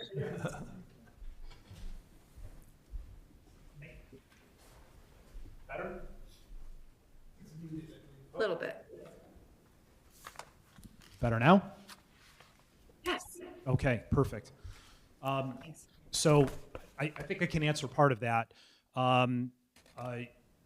There had been vegetation on the slope of the ravine. Part of what we have discussed with Jeff is absolutely planting this full of vegetation as much as it can accommodate. We are committed to making sure we're doing everything we can to stabilize that slope, because if it goes, the pool's going to go, and potentially the house is going to go.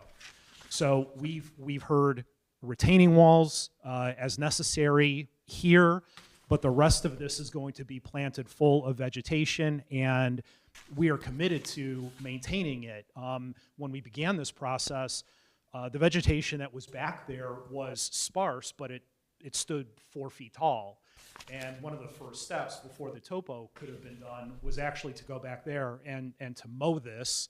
But again, we will be planting everything back there that needs to be planted to facilitate stabilizing that slope.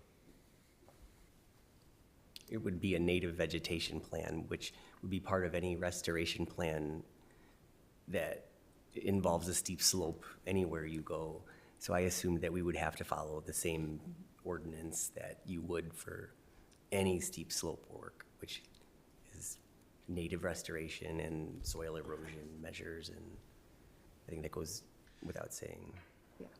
And Ms. Sorensen, in answering your question about access to the work site, we have got an abundance of space both to the south of the house as well as to the north of the house to allow access for machinery. There is an aluminum picket fence that will need to be removed temporarily to gain that access. But when all is said and done, we're talking about the left and right sides of our house. It's going to look done when it's done. It's going to be replanted. Any damage that was done by the movement of machinery through there will absolutely be restored. Okay, good, thank you. Do you have any other questions? No, not right now. I think from a, Just a second. oh, go ahead, Elliot. Because the topography and the location, I'm still kind of confused what this looks like. I was wondering if maybe you can do some kind of drone photographs of the property so we can actually see, instead of taking a field trip, which I think is in the winter is inconvenient, but maybe some better photography or something so so we can actually see what this looks like. The photographs that are in here, the aerial photographs that are in here, were done by a drone, and they were part of the real estate listing. I have them in higher resolution on my phone. I would be happy to share them. Well, I think when you come back, I just would like to see a better photograph of what this all is going to look like, or at least what it looks like now compared to what it's going to look like on paper. Yeah, these photographs ended up grainy because they were reproduced on, from a paper print of the high resolution. I think we need better photography. Google Earth photos, they had a lot of vegetation. You couldn't see much on those too. But the vegetation has since been mowed, you said? Okay, so perhaps I know. recent pictures with that vegetation removed would be helpful. Okay, happy to. Otherwise, I have no problems. We extend this. Yeah, I guess we have to lay a foundation of where we are procedurally. We really haven't gone through the standards for variation or anything like that. I think it might be a little premature, but I think the commissioners across the board seem relatively content with the proposed dimensions. I think the fact that you're reducing the square footage is significant from overhanging the ravine.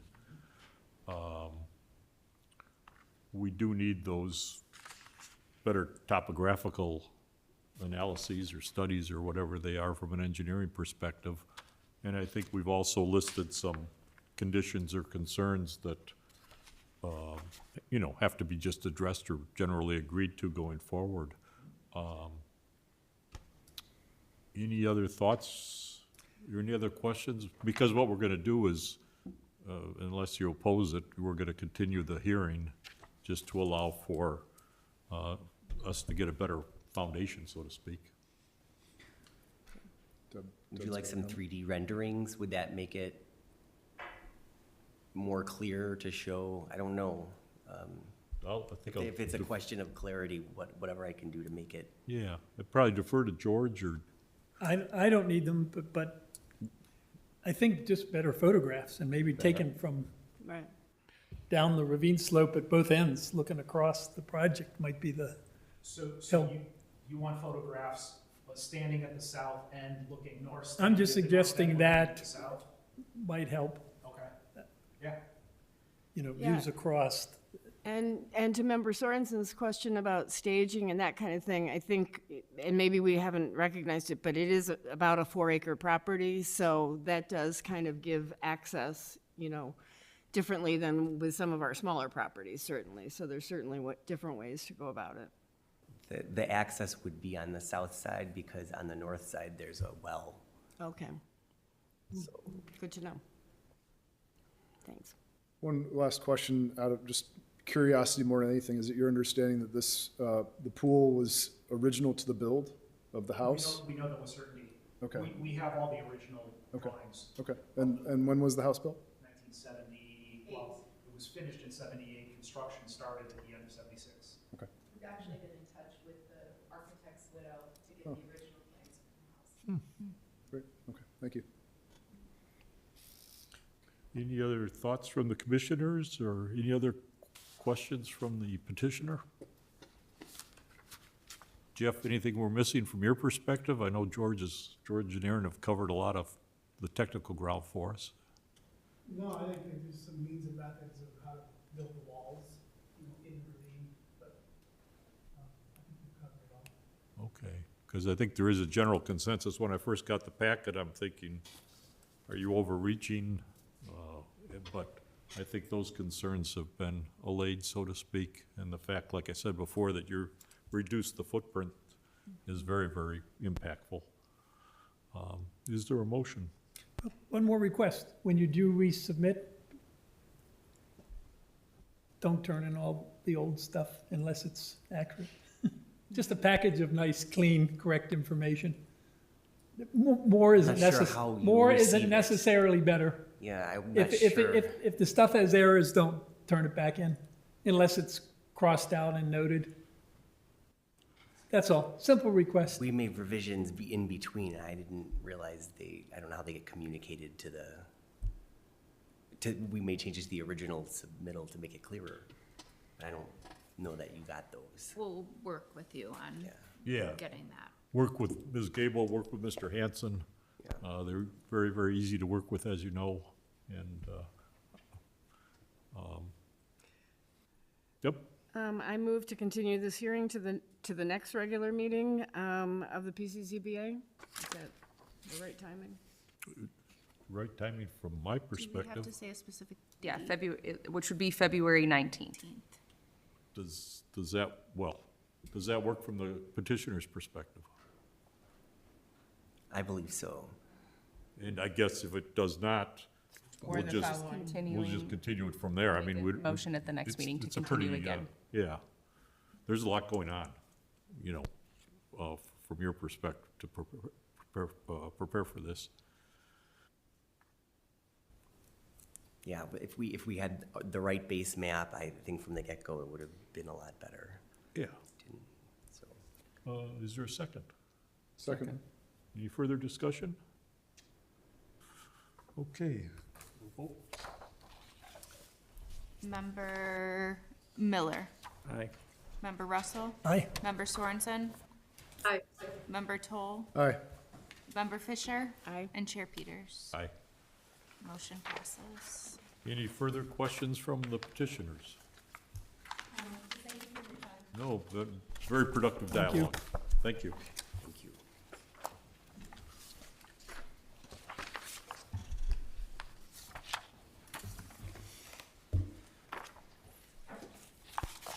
All right.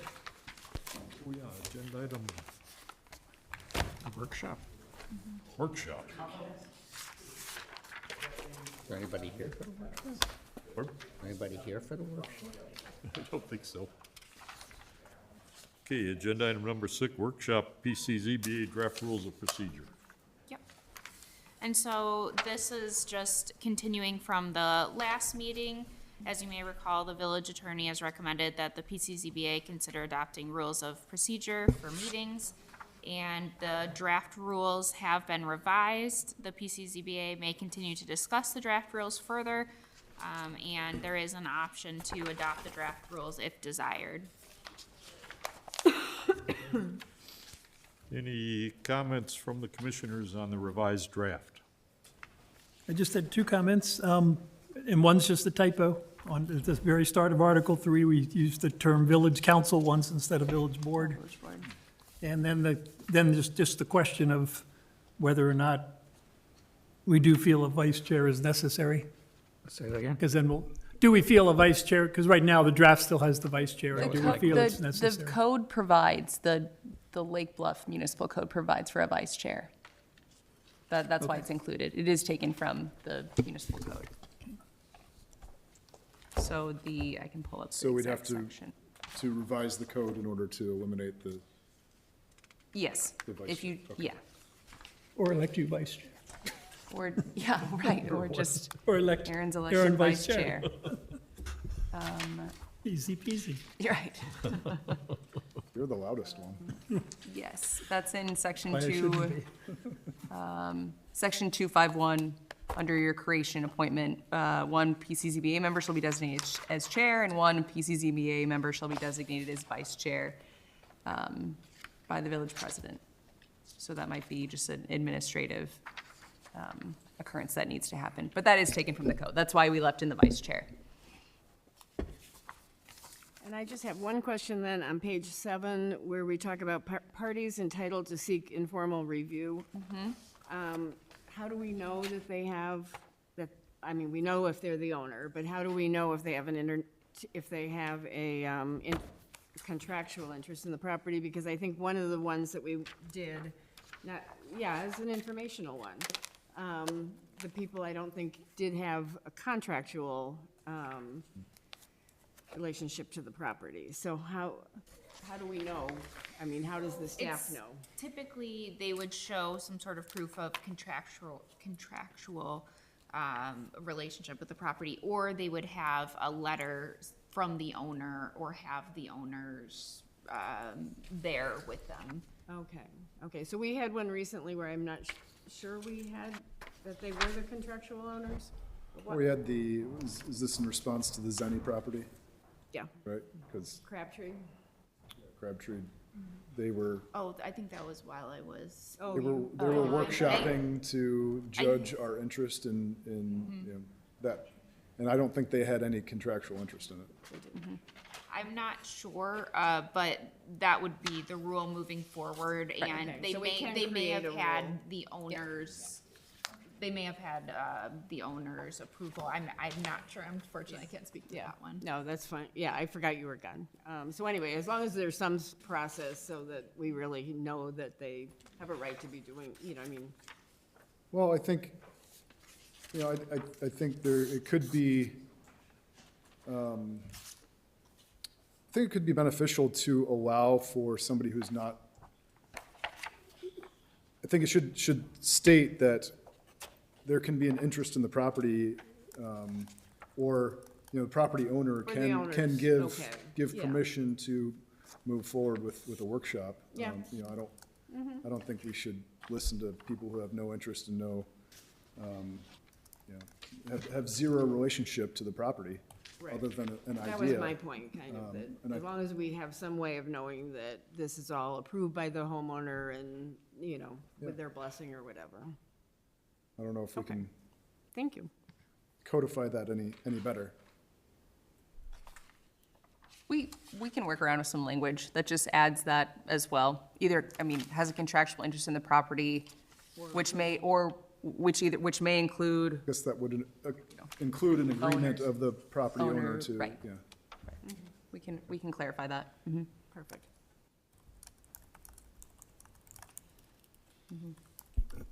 Any other questions or recommended changes or revisions? Did we decide on the vice chair issue that George brought up? I think we're suggesting we keep it. Keep it, okay. Doesn't matter. And pursuant to code, that the vice chair is appointed by village president, so that might just be something that we discuss with the village president for appointment.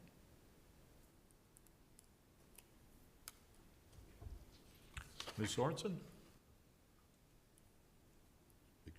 She's gone. I think she's still there. Oh, Hi, I'm here. I just got stuck.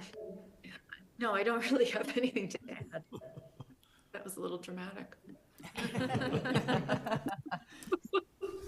All right, no, thank you very much. Thanks. Any further discussion? Guess we are able to approve tonight, right, As amended. as amended? Amended, I move that we approve the draft rules of procedure as amended. A second. Okay. Any further discussion? Can we have a vote, please? Yes. Member Russell? Aye. Member Sorensen? Aye. Member Toll? Aye. Member Fisher? Aye. Member Miller? Aye. And Chair Peters? Aye. All right. We'll revise and send a final version to Claire to send to the commissioners, just so everyone's got the final, but very minor revision, so we'll get that out. Thanks, everyone. Thank you. Next agenda item is Gable. Yeah, well, the staff and commissioners report, if any commissioners want to. What's the story with this?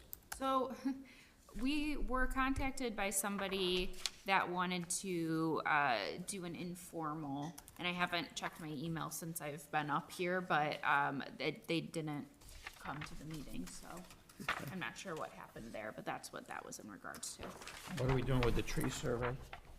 That was related to the 120 East Scranton, the bank property. They got that in after the packet materials. I know, but how do we know what trees are on the property? There, that goes along with a map that was also left on the dais. Did you get a map? I did. Oh, this one. Yes, I believe so. Oh, I see, okay. So that corresponds. Got it. How's the agenda look for mid-February? So, February is when we are planning on bringing our comp plan, final draft for discussion, and the goal is for Tuska to get that final draft to us and for us to have that to you guys within the next week or two. So, with, possibly the item that was, discussed today, hopefully that one will be ready and won't, be too long at that meeting, and then we'll have the comp plan. We don't have any other items as of right now, but there's still some time. And that won't be the actual public hearing related to the comp plan. That would be March likely 19th. at the March 19th meeting, so. Yeah. That's all I was gonna say. That's the plan. Backing ourselves into a corner, get this done. Yeah, the sooner we could get the revised draft, the better from a Yes. review perspective. Absolutely. Absolutely. All right. Any further discussion tonight? Is there a motion to? Well, a question, I do have a question, the east half of Block 3, Yeah. would they be coming back next month? Maybe. The last report was that they were meeting as a team to find out, like, the next step. I mean, I think they're comfortable, they understand their direction, and it's in their court to move forward or not, so.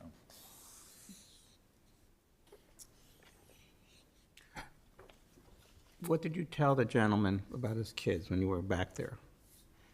Or with the driveway? The gentleman who raised the concern tonight, It's a legitimate concern, and I was, he did not understand that the driveway had changed for all three scenarios. no. And just once he got that, he was like, oh, and that was it. So he was satisfied. Okay, good. Yep. Because that is a concern. Yep.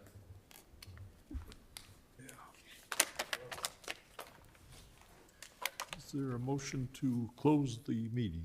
I'll make that motion. Second? Second, somebody All in second? favor? Aye. Aye. No, thank you very much for another productive evening. Very, Claire, can I covered a lot leave of this with ground. you? Will you leave Yes. this with me? awesome.